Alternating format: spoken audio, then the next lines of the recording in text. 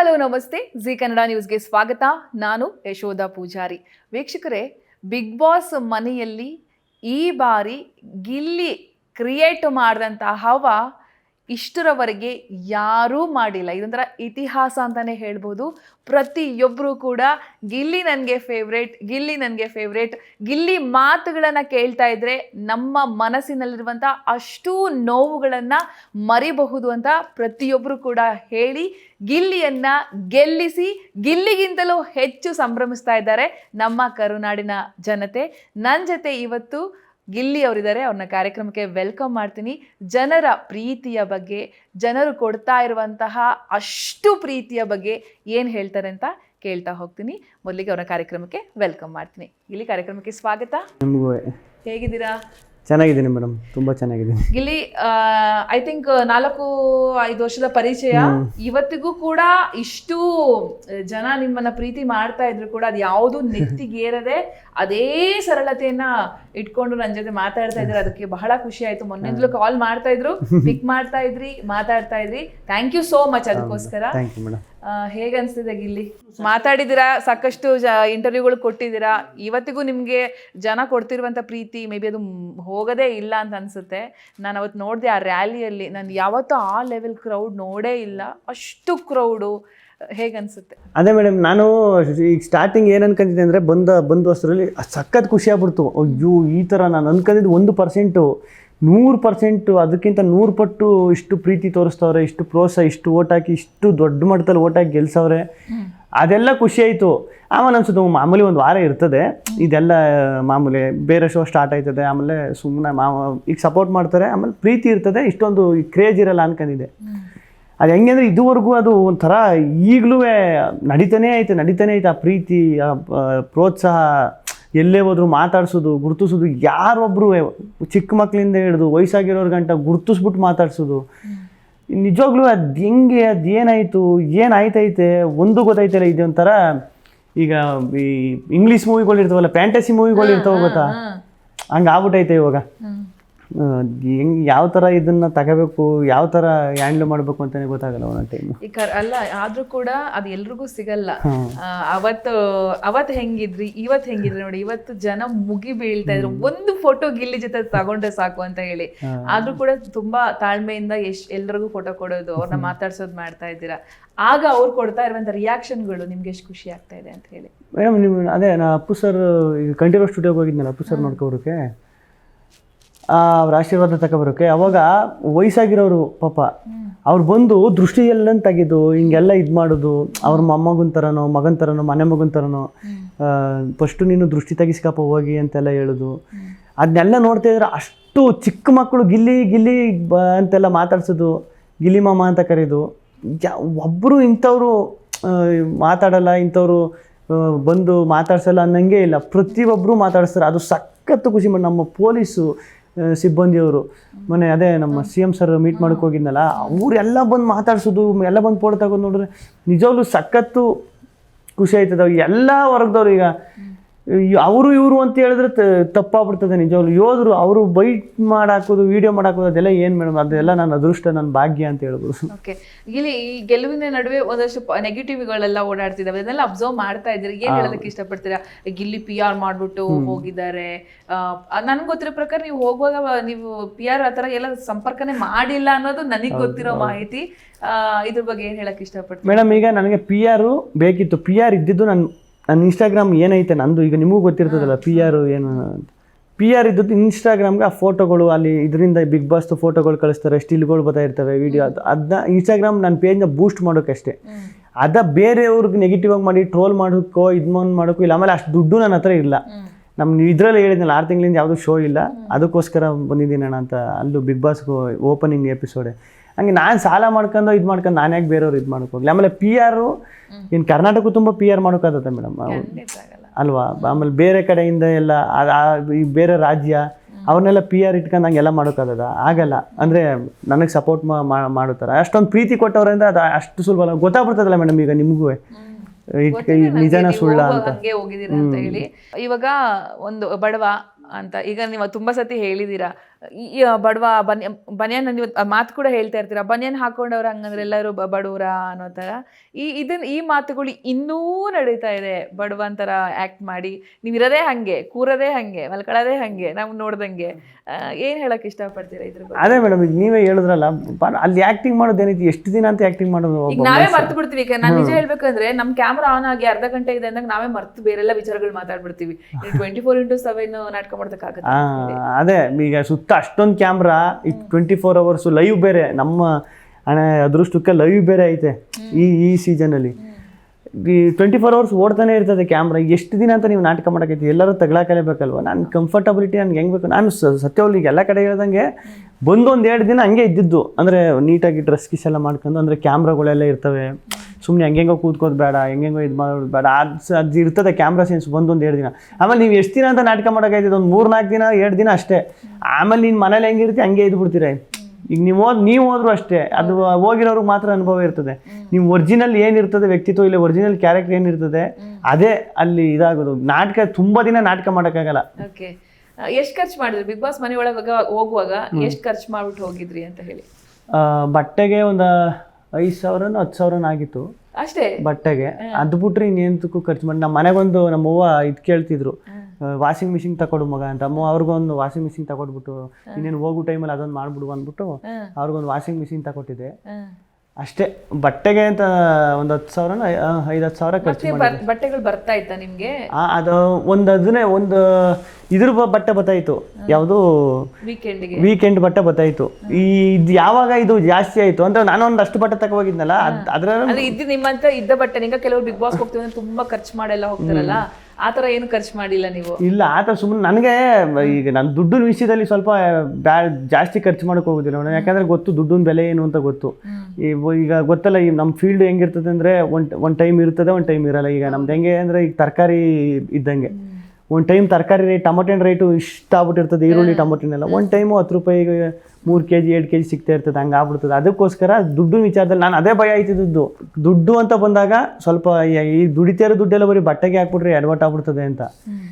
ಆಮೇಲೆ ಇದು ಯಾವಾಗ ಜಾಸ್ತಿ ಆಯಿತು, ಬನೀನ್ ಹಾಕೊಂಡು ನಾಟಕ ಮಾಡ್ತಾನೆ ಇದು ಮಾಡ್ತಾನೆ, ಆವಾಗ ಬಟ್ಟೆ ಬರೋಕ್ಕೆ ಸ್ಟಾರ್ಟ್ ಆಯಿತು. ಬಟ್ಟೆ ಕಳಿಸಿದ್ರು. ಅವಾಗ ಮನೆಯಿಂದ ನಮ್ಮ ಸ್ನೇಹಿತರು ಕಳಿಸ್ತಿದ್ರು. ನಮ್ಮ ಸ್ನೇಹಿತರು ಒಬ್ರು ಇದ್ರು, ಅವರು ಕಳಿಸೋರು. ಅದು ನನಗೆ ಹೊರಗಡೆ ಬಂದಮೇಲೆ ಗೊತ್ತಾಯ್ತು. ಆವಾಗಲೂ ಭಯ ನನಗೆ, ಅಯ್ಯೋ ಇಷ್ಟೆಲ್ಲ ಕಳಿಸ್ತಾವ್ರಲ್ಲಪ್ಪ, ನನ್ನ ದುಡ್ಡೆಲ್ಲ ಹೋಯ್ತದಲ್ಲಪ್ಪ ಅಂತ ಹೊರಗಡೆ ಎಲ್ಲ ಭಯ. ನಾನೇ ಸಾಲ ಹೊರಗಡೆ ಹೋಗೋಷ್ಟು ಒಂದು 10 ಲಕ್ಷ ತಲೆ ಮೇಲೆ ತಂದ್ಗಿಂದ ಹಾಕ್ಬಿಟ್ಟು ಏನೋ ಮಾಡೋದು, ಬಟ್ಟೆಗೆ ಎಷ್ಟು ಖರ್ಚಾಯಿತು ಅಂದ್ಬಿಟ್ಟು ಅಂತ.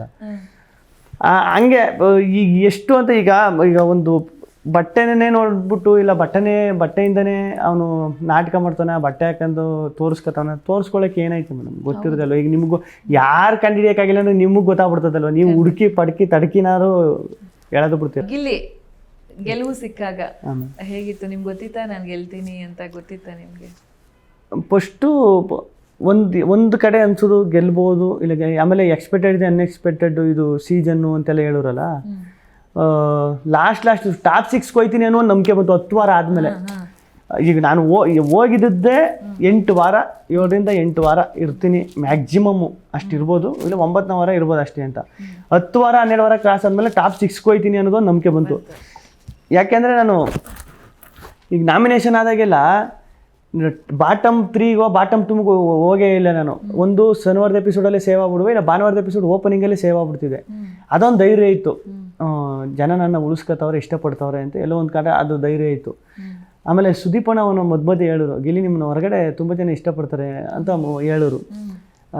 ಅದೆಲ್ಲ ಒಂಥರ ಕೊಡ್ತಿದ್ರಲ್ಲ, ಆವಾಗ ಒಂದು ಧೈರ್ಯ ಇತ್ತು, ಕೊನೆವರೆಗೂ ಇರ್ತೀನಿ ಅಂತ. ಗೆಲ್ತೀನಿ ಅನ್ನೋದು 50-50ಲೇ ಇದ್ದೆ. ಗೆಲ್ಬೋದು ಇಲ್ಲ ಸೋಲ್ಬೋದು, ಯಾಕಂದರೆ ಎಲ್ಲರೂ ಟಫ್ ಕಾಂಪಿಟೇಟರೇ ಇದ್ರಲ್ವಾ. ಗೆಲ್ಬೋದು ಸೋಲ್ಬೋದು ಅನ್ನೋದೊಂದು ಇತ್ತು ಡೌಟು. ಆಮೇಲೆ ಅದು ಎದೆ ಬಿಡ್ತಾ ಈಗ ಲಾಸ್ಟಲ್ಲಿ 6 ಚೇರ್ ಹಾಕ್ಬಿಟ್ಟು ಹಿಂಗೆ ಕೂಡ್ಸೋರ ಬಿಡು, ಹಿಂಗೆ ಒಬ್ಬರು ಪಕ್ಕ ಒಬ್ಬೊಬ್ಬರೇ ಎದ್ದು ಹೋಗ್ಬೇಕು. ಒಂದೊಂದು ಆ್ಯಕ್ಟಿವಿಟಿ ಕೊಡ್ತಾರಲ್ಲ ಒಬ್ಬೊಬ್ಬರನ್ನ ಉಳಿಸೋಕೆ. ಒಂದು ಟೈಮು ರೂಮಿಗೆ ಕೂಡ ಹಾಕ್ತಾರೆ, ಇನ್ನೊಂದು ಟೈಮು ಶ್ರುತಿ ಮೇಡಮ್ ಬಂದು ಅವರೊಂದು ಆ್ಯಕ್ಟಿವಿಟಿ ಮಾಡಿಬಿಟ್ಟು ಇದೇನೋ ನೀರು ಹಾಕ್ಬಿಟ್ಟು ಲೈಟ್ ಬರೋದು, ಅವರೊಬ್ಬರು ಕರ್ಕೊಯ್ತಾರೆ. ರವಿ ಸರ್ ಬಂದು ಒಬ್ಬರನ್ನ ಕರ್ಕೊಯ್ತಾರೆ. ಆ ಥರ ಇತ್ತಲ್ಲ, ಪ್ರತಿ ಸರನೂ ಎದೆ ಹೆಂಗೆ ಸೌಂಡ್ ಆಗೋದು ಅಂದರೆ ಡಗ್ ಡಗ್ ಡಗ್ ಡಗ್ ಡಗ್ ಅಂತ ಹೊಡ್ಕತೇನೇ ಇರೋದು ಸೌಂಡು. ಆಮೇಲೆ ಲಾಸ್ಟು 2 ಕೈ ರಕ್ಷಿತಾ ಮತ್ತು ನಾನು ಬಂದ್ಮೇಲಂತೂ ಇನ್ನೂ ಜಾಸ್ತಿ ಆಗ್ಬಿಡ್ತದು. ಸುದೀಪಣ್ಣ ಬರೇ ಅಂದರೆ ತಮಾಷೆಗೆ ಉಚ್ಚೆ ಬೇರೆ ಬರುತ್ತೆ ಅಂದ್ರೆ ಹಿಂಗೆ ಹಿಡ್ಕೊಂಡಿದ್ರು. ಹಿಡ್ಕೊಂಡ ತಕ್ಷಣ ಫಸ್ಟು ಸುಮ್ಮನೆ ತಮಾಷೆ ಮಾಡೋಕ್ಕೆ ರನ್ನರ್ ಅಪ್ 2 3 1 ಗಿಲಿ ಅಂದರು.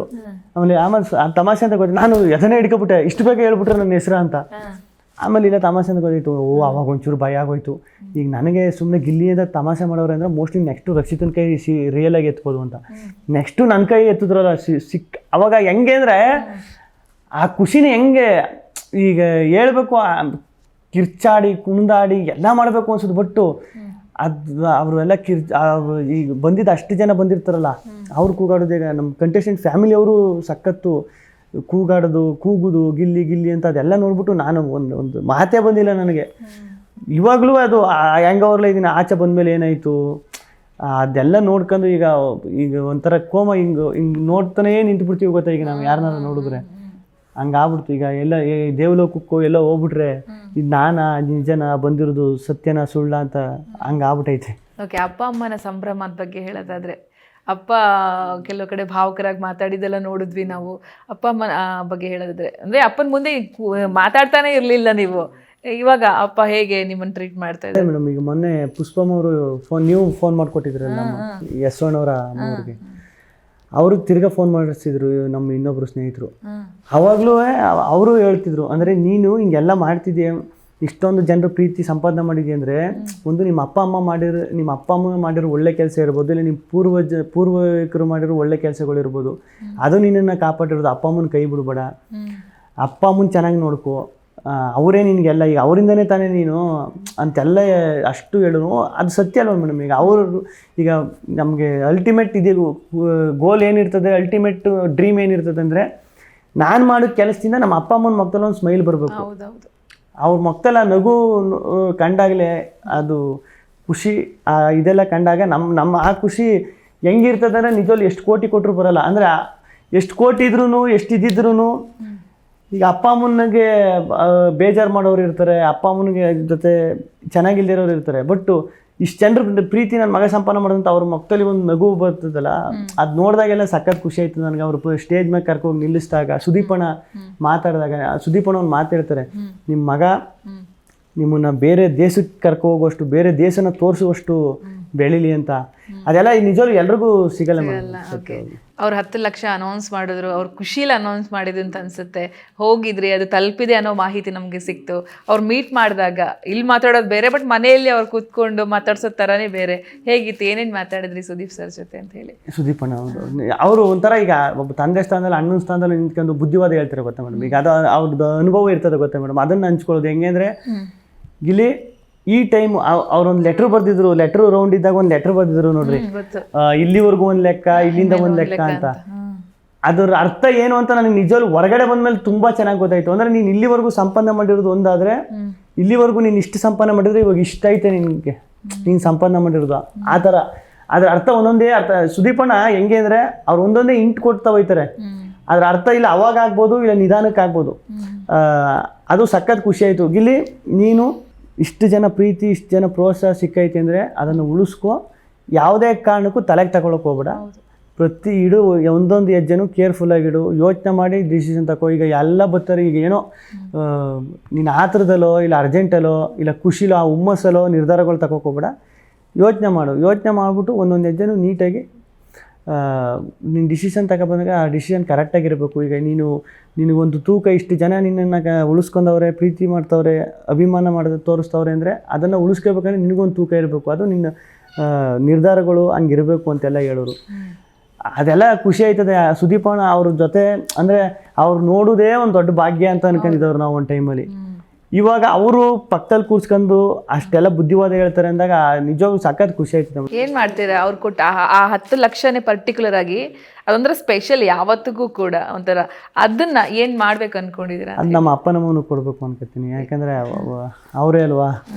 ಅವನು ಸುದೀಪಣ್ಣ ನಮ್ಗೆ ಹೆಂಗೆ ಅಂದರೆ ಒಂದು ಅಣ್ಣನ ಸ್ಥಾನದಲ್ಲಿ ಅಲ್ಲಿ ಇಟ್ಕೊಂಡು ಈಗ ಆ ಶೋಲಿ ತಗೊಂಡು ಹೋದವ್ರು ಯಾರಲ್ಲ, ಕರ್ಕೊಂಡು ಅಂದರೆ ತಪ್ಪನ್ನು ತಿದ್ದಿ ಹೇಳಿ ಅವ್ರಿಗೆ ನೀನು ಹಿಂಗೆ ತಪ್ಪು ಮಾಡ್ತಾ ಇದೆಯಾ, ನೀನು ಇದನ್ನು ಚೆನ್ನಾಗಿ ಮಾಡಿದೆ ಅಂತ ಪ್ರತಿಯೊಂದು ವೀಕೆಂಡಲ್ಲಿ ಬಂದು ಹೇಳಿ ಕರ್ಕೊಂಡು ಫಿನಾಲೆವರೆಗೂ ಕರ್ಕೊಂಡು ಬರೋರೆ ಅವರಲ್ವ ಸುದೀಪಣ್ಣ, ಅದು ಹಂಗೆ ಇಟ್ಕೊತೀನಿ. ಅನ್ಕೊಂಡಿದ್ರ ರಕ್ಷಿತಾ ಗೆಲ್ತಾರೆ ಅಂತ ನಿಮ್ಗೆ ಮನಸ್ಸಲ್ಲಿದ್ದಾಗ ಮನೇಲಿದ್ದಾಗ ತಲೆಗೆ ಬಂದಿತ್ತ ಎಲ್ಲಾದ್ರು? ಈಗ ಅವರು ಹಂಗೆ ಎಂಟರ್ಟೈನ್ ವಿಚಾರ ಬಂದಾಗ ಅವರು ಎಂಟರ್ಟೈನ್ ಮಾಡೋರೆ, ಎಲ್ಲ ಮಾಡೋರಲ್ಲ ಮೇಡಮ್. ಇವಾಗ ಹೊರಗಡೆ ಏನು ನಡೀತದೆ ಅಂತಲೇ ಗೊತ್ತಿಲ್ಲ. ಈಗ ಒಳಗಡೆ ಎಲ್ಲ ಈಗ ನಾಗರಬಾವಿಲಿ ಜೋರಾಗಿ ಮಳೆ ಊದಿ ಅಲ್ಲಿ ಮಳೆ ಊದಿಲ್ಲ ಅಂದ್ರೂ ಹೇಳಂಗಿಲ್ಲ ಅದು. ನಾಗರಬಾವಿಲಿ ತುಂಬ ಈಗ ಯಾರು ಬರ್ತಾರ ಗೊತ್ತಾ ಗೆಸ್ಟು, ಇಲ್ಲ ಅವ್ರು ಇವ್ರು ಯಾರು ಬರ್ತಾರ ಗೊತ್ತಾ, ಹೊರಗಡೆ ವಿಚಾರ ಹೇಳಂಗಿಲ್ಲ ಏನ್ ನಡೀತೈತಿ ಅಂತ. ಅಂದ್ರೆ ಜನರಲ್ ಆಗಿ ಒಂದು ಏನ್ ಬಂದ್ ಹೇಳೋರು ಅಂದ್ರೆ ಎಲ್ಲ ತುಂಬಾ ಚೆನ್ನಾಗಿ ಆಡ್ತಿದ್ರೆ ಚೆನ್ನಾಗಿ ತುಂಬಾ ಚೆನ್ನಾಗಿ ಆಡ್ತಿದ್ರೆ ಚೆನ್ನಾಗಿ ಇದೊಂದು ಹೇಳೋರು, ಅದು ಗೊತ್ತು ಎಲ್ರಿಗೂ ಅದು ಹೇಳ್ತಾರೆ ಅಂತ. ಸಂಡೇ ಅಂತೂ ನೀವು ನಂಬ್ತಿರೋ ಬಿಡ್ತಿರೋ ಫುಲ್ಲು ಕ್ರೌಡು, ನಿಮ್ಗೆ ಗೊತ್ತಿದೆ. ನಿಮ್ಮನ್ನ ಹೊರಗಡೆ ಬೇಡವಾ ಅನ್ನೋ ಥರ ಚರ್ಚೆ. ಹೊರಗಡೆ ಎಷ್ಟೋ ಜನ ಲಾಠಿ ಏಟು ತಿಂದಿದ್ದಾರೆ. ಅವ್ರಿಗೆಲ್ಲ ಏನು ಹೇಳ್ತಿರಾಗ ಇಲ್ಲಿ ಯಾರೋ ಏನೋ ಯಾರೆತ್ತ ಮಕ್ಕಳೋ ಏನೋ ಅಷ್ಟು ಪ್ರೀತಿಯಿಂದ ನಿಮ್ಗೆ ನೋಡಬೇಕು ಅಂತ ಕಾದು ಲಾಠಿಗಳ ಮೇಲೆ ಲಾಠಿ ಏಟು ತಿಂದು ಹುಡುಗರುಗಳೆಲ್ಲ ಓಡ್ತಾ ಇದ್ದ ದೃಶ್ಯಗಳು ಕಣ್ಮುಂದೆ ಇದೆ. ಏನು ಹೇಳಕ್ಕೆ ಇಷ್ಟಪಡ್ತೀನಿ? ನನ್ನ ಕಡೆಯಿಂದ ಹಂಗೆ ಆ ಥರ ಏನಾದರೂ ನಿಮಗೆ ಆ ಥರ ಏಟು ತಿಂದು ಆ ಥರ ಇದಾಗಿದ್ರೆ ದಯವಿಟ್ಟು ನನ್ನ ಕಡೆಯಿಂದ ಕ್ಷಮೆ ಇರಲಿ, ಕ್ಷಮಿಸ್ಬಿಡಿ. ಯಾಕಂದರೆ ನನ್ನ ಪರಿಸ್ಥಿತಿನೂ ಹಂಗಿತ್ತು. ಅಂದರೆ ಎಲ್ರಿಗೂ ಸಿಗೋಕ್ಕಾಗಿಲ್ಲ, ಸಿಗ್ತೀನಿ, ಎಲ್ರಿಗೂ ಬಂದು ಮಾತಾಡಿಸ್ತೀನಿ, ಸಿಗ್ತೀನಿ. ಆ ಥರ ಏನಾರು ನನ್ನಿಂದ ಏನಾರು ಕೆಲವು ತಪ್ಪುಗಳಾಗಿದ್ರೆ ದಯವಿಟ್ಟು ನಂಗೆ ಕ್ಷಮಿಸ್ಬಿಡಿ ಅಷ್ಟೇ. ರಕ್ಷಿತಂಗೆ ನಿಮ್ಮ ಮೇಲೆ ಕ್ರಶ್ ಇದ್ದಂಗಿದೆ ಇಲ್ಲಿ. ಕ್ರಶ್ ಅಂತ ಹೆಂಗೆ ಫ್ರೆಂಡ್ಶಿಪ್ ಮೇಡಮ್ ಅಷ್ಟೇ. ಮಾತಾಡಿದ್ರೆ ಅವ್ರ ಜೊತೆ? ಮೊನ್ನೆ ಇದಕ್ಕೆ ಬಂದಿಲ್ಲ ಚಿಂದಂಗಿಗೆ, ಕಿತ್ಕೊತಾ ಚಿಂದಂಗಿಗೆ ಬಂದಿದ್ರಲ್ಲ, ಅವಾಗ ಮಾತಾಡ್ಸಿದ್ರು. ಗಿಲ್ಲಿ ಅನ್ಕೊಂಡು ಚೆನ್ನಾಗಿ ಹೋಯ್ತಾ ಇದ್ದೀರಾ ಅಂತ. ಕೊನೆಯಲ್ಲಿ ಹೋಗ್ಬೇಕಾದ್ರೂ ಫೋನ್ ಮಾಡ್ರಿ ಅಂತೆಲ್ಲ ಮಾತಾಡ್ಸಿದ್ರು. ಪಾಪ ಸಿಗ್ತೀವಲ್ಲ ಬಿಡು, ಹಿಂಗೆ ಸಿಗ್ತಾನೆ ಇರ್ತೀವಿ, ಆ ಪ್ರೋಗ್ರಾಮು ಈ ಪ್ರೋಗ್ರಾಮ್ ಫಂಕ್ಷನ್ ಸಿಗ್ತಾನೆ ಇರ್ತೀವಿ, ತಲೆ ಕೆಡ್ಸ್ಕೊಬೇಡ ಬಿಡು ಅಂದ್ಬಿಟ್ಟು ಬಂದೆ. ಬಟ್ ಕೊನೆವರೆಗೂ ಆಕೆ ಅಂತೂ ನಿಮ್ಮ ಮೇಲೆ ಒಂದು ಎಕ್ಸ್ಟ್ರಾ ಕೇರ್ ಇಟ್ಕೊಂಡು ಅದ್ರ ಬಗ್ಗೆ ಹೇಳಿದ್ರೆ ಯಾರು ಮಾಡಲ್ಲ ಹಂಗೆ. ಅದು ನನಗೆ ಸಖತ್ ಖುಷಿ ಆಯ್ತದೆ ಮೇಡಮ್. ಸತ್ಯವಾಗ್ಲೂ ಅದು ಹೆಂಗೆ ಅವಳು ಹೆಂಗಿದ್ರು ಅಂದರೆ ಈಗ ನಮ್ಮ ಫ್ಯಾಮಿಲಿಲಿ ಯಾರೋ ಒಬ್ರು ಫ್ಯಾಮಿಲಿ ಮೆಂಬರ್ ಇರ್ತಾರಲ್ಲ, ಹಂಗೆ ಕೇರ್. ಏನಾರು ಒಂಚೂರು ಹುಷಾರಿಲ್ಲ ಅಂದರೆ ನಿಜವಾಗ್ಲೂ ನಾನು ಗಾರ್ಡನ್ ಏರಿಯಾದಲ್ಲಿ ಕೂತ್ಕೊಂಡು ರಕ್ಷಿತಾ ಒಂಚೂರು ಊಟ ತಂದುಬಿಡು ಅಂದರೆ ಪಾಪ ಹೋಗಿ ಬಿಸಿ ಮಾಡ್ಕೊಂಡು ತಗೊಬರೋರು. ಏನಾರ ಕುಡಿಕೆ ಏನಾರ ಬೇಕು, ಒಂದು ಏನಾರ ನೀವು ನಂಬ್ತಿರೋ ಬಿಡ್ತಿರೋ. ಪಾಪ ಅವಳು ಮೊಟ್ಟೆನೇ ತಿಂದಿಲ್ಲ. ಒಂದು ದಿನ ವಾರಕ್ಕೆ 6-7 ಮೊಟ್ಟೆ ಬರ್ತಿತ್ತು ಒಬ್ಬೊಬ್ರಿಗೆ. ಅವಳು ಮೊಟ್ಟೆ ಒಂದು ತಿಂದೇ ಇಲ್ಲ ಅನಿಸುತ್ತೆ ನನ್ನ ಪ್ರಕಾರ. ಎಲ್ಲ ನನಗೆ ಆಮ್ಲೆಟ್ ಮಾಡ್ಕೊಬಂದು ಕೊಡೋದು, ಆಪೈಲ್ ಮಾಡ್ಕೊಬಂದು ಕೊಡೋದು, ಸಕ್ಕತ್ ಖುಷಿ ಆಯ್ತದೆ ಆ ವಿಚಾರ. ಅದೇ ನಾನು ಅಲ್ಲೂ ಹೇಳ್ತೀನಲ್ಲ, ಈಗ ಸೋಲುವೆ ನನಗೊಂಥರ ತಾಯಿ ನೋಡ್ದಂಗೆ ಆಯ್ತದೆ ಅವಳು ನೋಡಿದ್ರೆ. ನಮ್ಮವ್ವ ಮನೇಲಿದ್ರೆ ಹೆಂಗೆ ಕೇರ್ ಮಾಡ್ತಾರೆ, ಹೆಂಗೆ ಇದು ಮಾಡ್ತಾರೆ, ಆ ಥರ ಕೇರ್ ಮಾಡ್ತಾರೆ. ಸಖತ್ ಖುಷಿ ಆಯ್ತು. ಓಕೆ, ಅಶ್ವಿನಿ ಮೇಡಮ್ ಬಗ್ಗೆ ಹೇಳೋದಾದ್ರೆ ಏನು ಹೇಳೋದಕ್ಕೆ ಇಷ್ಟಪಡ್ತೀರಾ ಅಂತ? ಅದೇ ಮೇಡಮ್, ಅಶ್ವಿನಿ ಮೇಡಮು ಅದೇ ಏನೇ ಆದ್ರೂ, ಏನೇ ಜಗಳ ಏನೇ ಆದ್ರೂ ಅದು ಗೇಮು. ಕೊನೆ ವೀಕಲ್ಲಿ ನಾವೆಲ್ಲ ಹೆಂಗಾಗ್ಬಿಟ್ಟು ಅಂದರೆ 6 ಜನ ಅಲ್ವಾ ಇದ್ದವರು, ಒಬ್ರು ಮಕ್ಕೊಬ್ರು ನೋಡಬೇಕು, ಒಬ್ರ ಜೊತೆ ಒಬ್ರು ಮಾತಾಡಬೇಕು. ಕೊನೆ ವೀಕ್ ಇದ್ದಿದ್ದು ಸೆಲೆಬ್ರೇಷನ್ ವೀಕ್ ಅಲ್ವಾ. ಅವಾಗ ಎಲ್ಲ ಹೆಂಗಾಗ್ಬಿಟ್ಟು ಅಂದರೆ ಫ್ಯಾಮಿಲಿ ಮೆಂಬರ್ಸ್ ಥರ ಆಗ್ಬಿಟ್ಟು, ಜಗಳ ಇಲ್ಲ ಏನಿಲ್ಲ, ಗೇಮ್ ಎಲ್ಲ ಮುಗೀತು. ಒಬ್ರಿಗೊಬ್ರು ಸಾರಿ ಕೇಳೋದು, ನನ್ನಿಂದ ಏನಾದ್ರು ತಪ್ಪಾಗಿದ್ರೆ ಕ್ಷಮಿಸಿ, ಇಲ್ಲ ನನ್ನಿಂದ ಏನೋ ಈ ತಪ್ಪಾಯಿತು ಕ್ಷಮಿಸಿ ಅಂತ ಒಬ್ರಿಗೊಬ್ರು ಸಾರಿ ಕೇಳಿ ಲೆಟ್ರಲ್ಲಿ ಬರೆದು ಲೆಟ್ರ್ ಬೆಂಕಿಗೆ ಹಾಕಿ ಶೇಕ್ ಹ್ಯಾಂಡ್ ಕೊಡೋದು. ಇಲ್ಲಿಂದ ನಾವು ಫ್ರೆಂಡಿಗೆ ಏನಂತ ಒಳಗಡೆ ಎಲ್ಲ ಇದು ಮಾಡೋದು, ಪ್ಲ್ಯಾನ್ ಮಾಡೋದು. ಈ ಹೊರಗಡೆ ಹೋದ ತಕ್ಷಣ ನೀವು ನಮ್ಮ ಮನೆಗೆ ಬರಬೇಕು, ಇಲ್ಲ ನೀವು ನಮ್ಮ ಮನೆಗೆ ಬನ್ನಿ ಅಂತ ಕರೆಯೋದು, ಇಲ್ಲ ನಮ್ಮೂರು ಹಬ್ಬಕ್ಕೆ ಬನ್ನಿ ಅಂತ ನಾನು ಕರೆದಿದ್ದೀನಿ. ಟ್ರಿಪ್ಗೆ ಹೋಗೋಣ ಪ್ಲ್ಯಾನ್ ಮಾಡಿ, ಯಾವ್ದಾದ್ರು ಟ್ರಿಪ್ ಪ್ಲ್ಯಾನ್ ಮಾಡೋದು, ಇಲ್ಲಿಗೆ ಹೋಗೋಣ ಅಲ್ಲಿಗೆ ಹೋಗೋಣ ಅಂತ. ಅದೆಲ್ಲ ಸಖತ್ ಖುಷಿ ಇತ್ತು ಮೇಡಮ್. ಲಾಸ್ಟಲ್ಲಿ ಬರಬೇಕಾದ್ರೂ ಅವರು ಎಲ್ಲರೂ ಕರೆದು ಒಂದು ಕಡೆ ಇಲ್ಲೆಲ್ಲ ದೇವ್ರಿಗೆ ಪೂಜೆ ಮಾಡಿಸ್ಬಿಟ್ಟು, ಯಾರೇ ಗೆದ್ರು ಖುಷಿ ಆಯ್ತದೆ ನನಗೆ. ಯಾರು ಬೇಜಾರು ಮಾಡ್ಕೋಬಾರ್ದು. ಎಲ್ಲರೂ ನಾವೆಲ್ಲ ಬಂದಿದ್ದೀವಿ, ಇಲ್ಲಿಗೆ ಬಂದು ಇಲ್ಲಿವರೆಗೂ ಟಾಪ್ 3ಗೆ ಬಂದಿರೋದು 24 ಜನದಲ್ಲಿ, ಅದೇ ದೊಡ್ಡ ವಿಚಾರ. ಯಾರಿಗೆದ್ರು ಖುಷಿ ಆಯ್ತದೆ, ನನಗಂತೂ ಖುಷಿ ಆಯ್ತದೆ.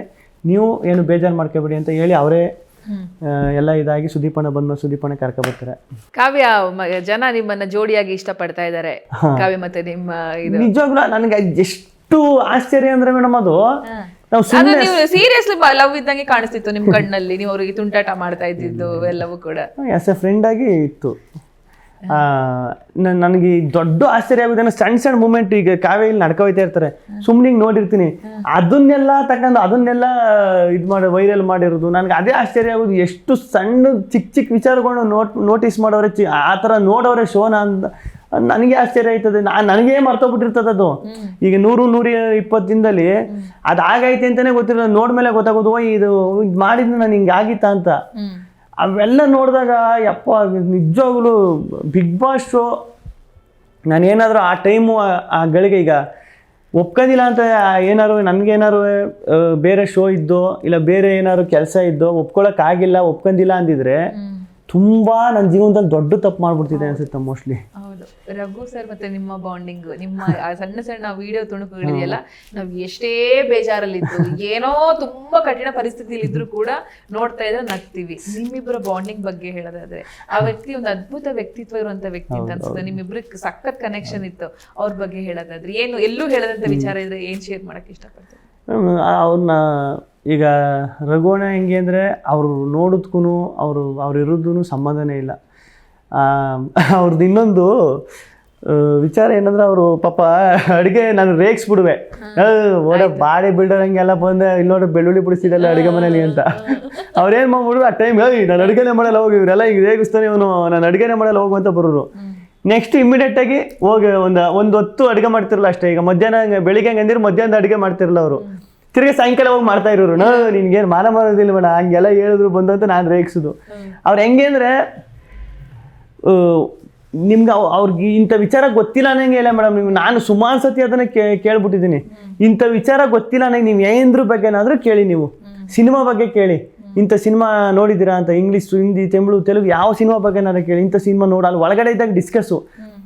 ಅವರು ಈ ಎಂಟರ್ಟೈನ್ಮೆಂಟ್ ಅವ್ರದ್ದು ಹೆಂಗೆ ಅಂದರೆ, ಈಗ ನಮ್ಗೇನಾರು ಬೇಜಾರಾದರೆ ಅವ್ರು ಹೆಂಗೆ ಅಂದರೆ, ಒಂದು ಅಣ್ಣ ಯಾವ್ದಾರ ಸಿನಿಮಾ ಸ್ಟೋರಿ ಹೇಳೋಣ ಅಂದರೆ ಹೇಳ್ತಾರೆ. ಇಂಗ್ಲೀಷಲ್ಲಿ ಹಿಂಗೆ ಒಂದು ಸಿನಿಮಾ ಐತೆ ಹೊರಗಡೆ ಹೋದ್ಮೇಲೆ ನೋಡು, ಏನು ಸ್ಟೋರಿ ಹೇಳಂದ್ರೆ ಸ್ಟೋರಿಯನ್ನೆಲ್ಲ ಹೇಳ್ತಾ ಕೂತ್ಕೋತಾರೆ.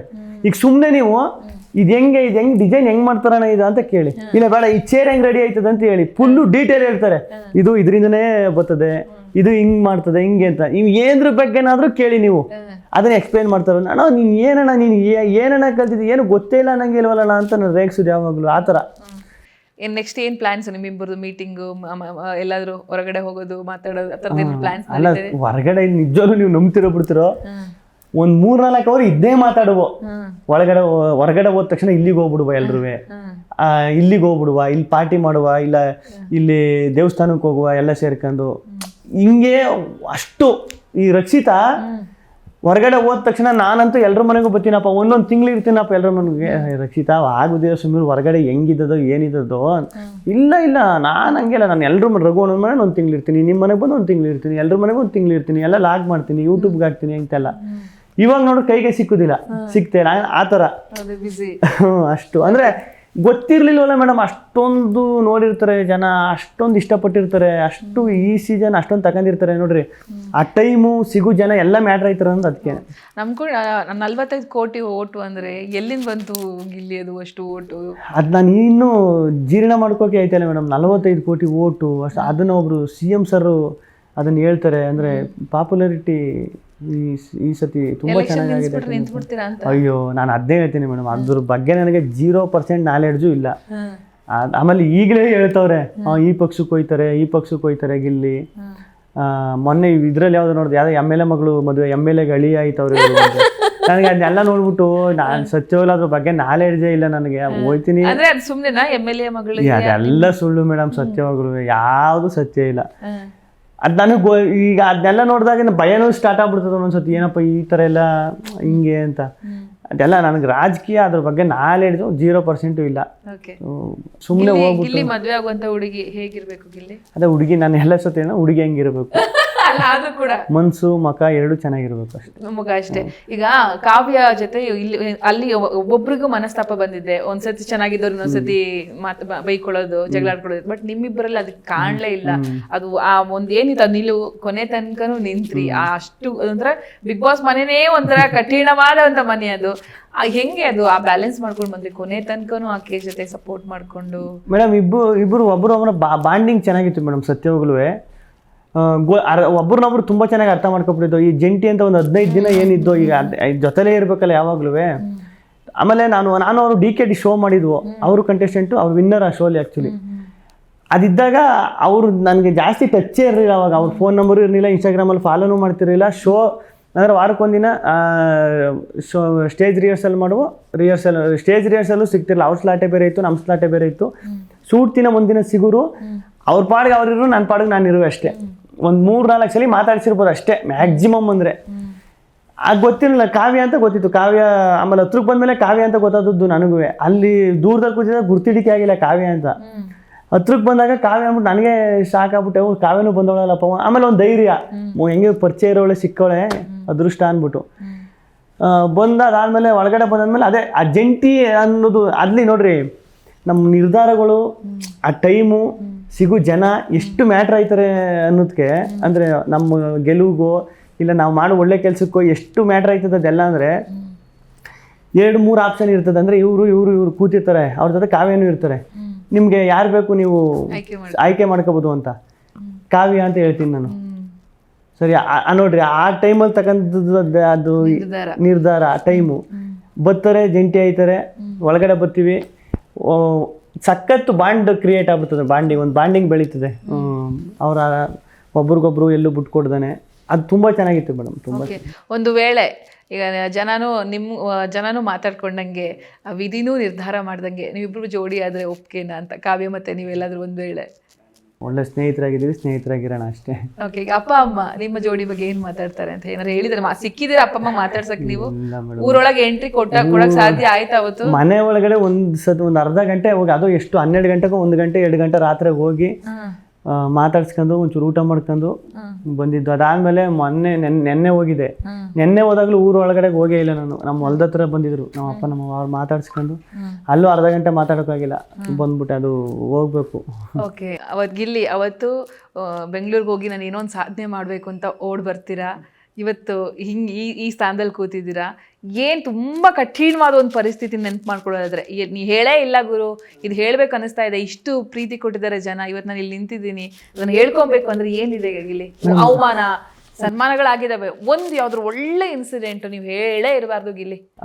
ಒಂದು ಇನ್ಸಿಡೆಂಟ್ ಅದೇ ಮೇಡಮ್. ಈಗ ನಾನು ಆರ್ಟ್ ಡಿಪಾರ್ಟ್ಮೆಂಟ್ ಸೆಟ್ ಕೆಲಸ ಮಾಡ್ತೀವಿ, ಸೀರಿಯಲ್ಲೆಲ್ಲ ಕೆಲಸ ಮಾಡ್ಬೇಕಾದ್ರೆ ಏನಾಗ್ಬಿಡೋದು, ಈ ಸೀರಿಯಲ್ ಗೊತ್ತಲ್ಲ ನಿಮ್ಗೆ, ಮುಗಿದೆಲ್ಲ ಲೇಟ್ ಆಗ್ಬಿಡೋದು, ಲೇಟಾಗಿ ಅಲ್ಲಿಂದ ಬರೋದು ಲೇಟ್ ಆಗ್ಬಿಡೋದು.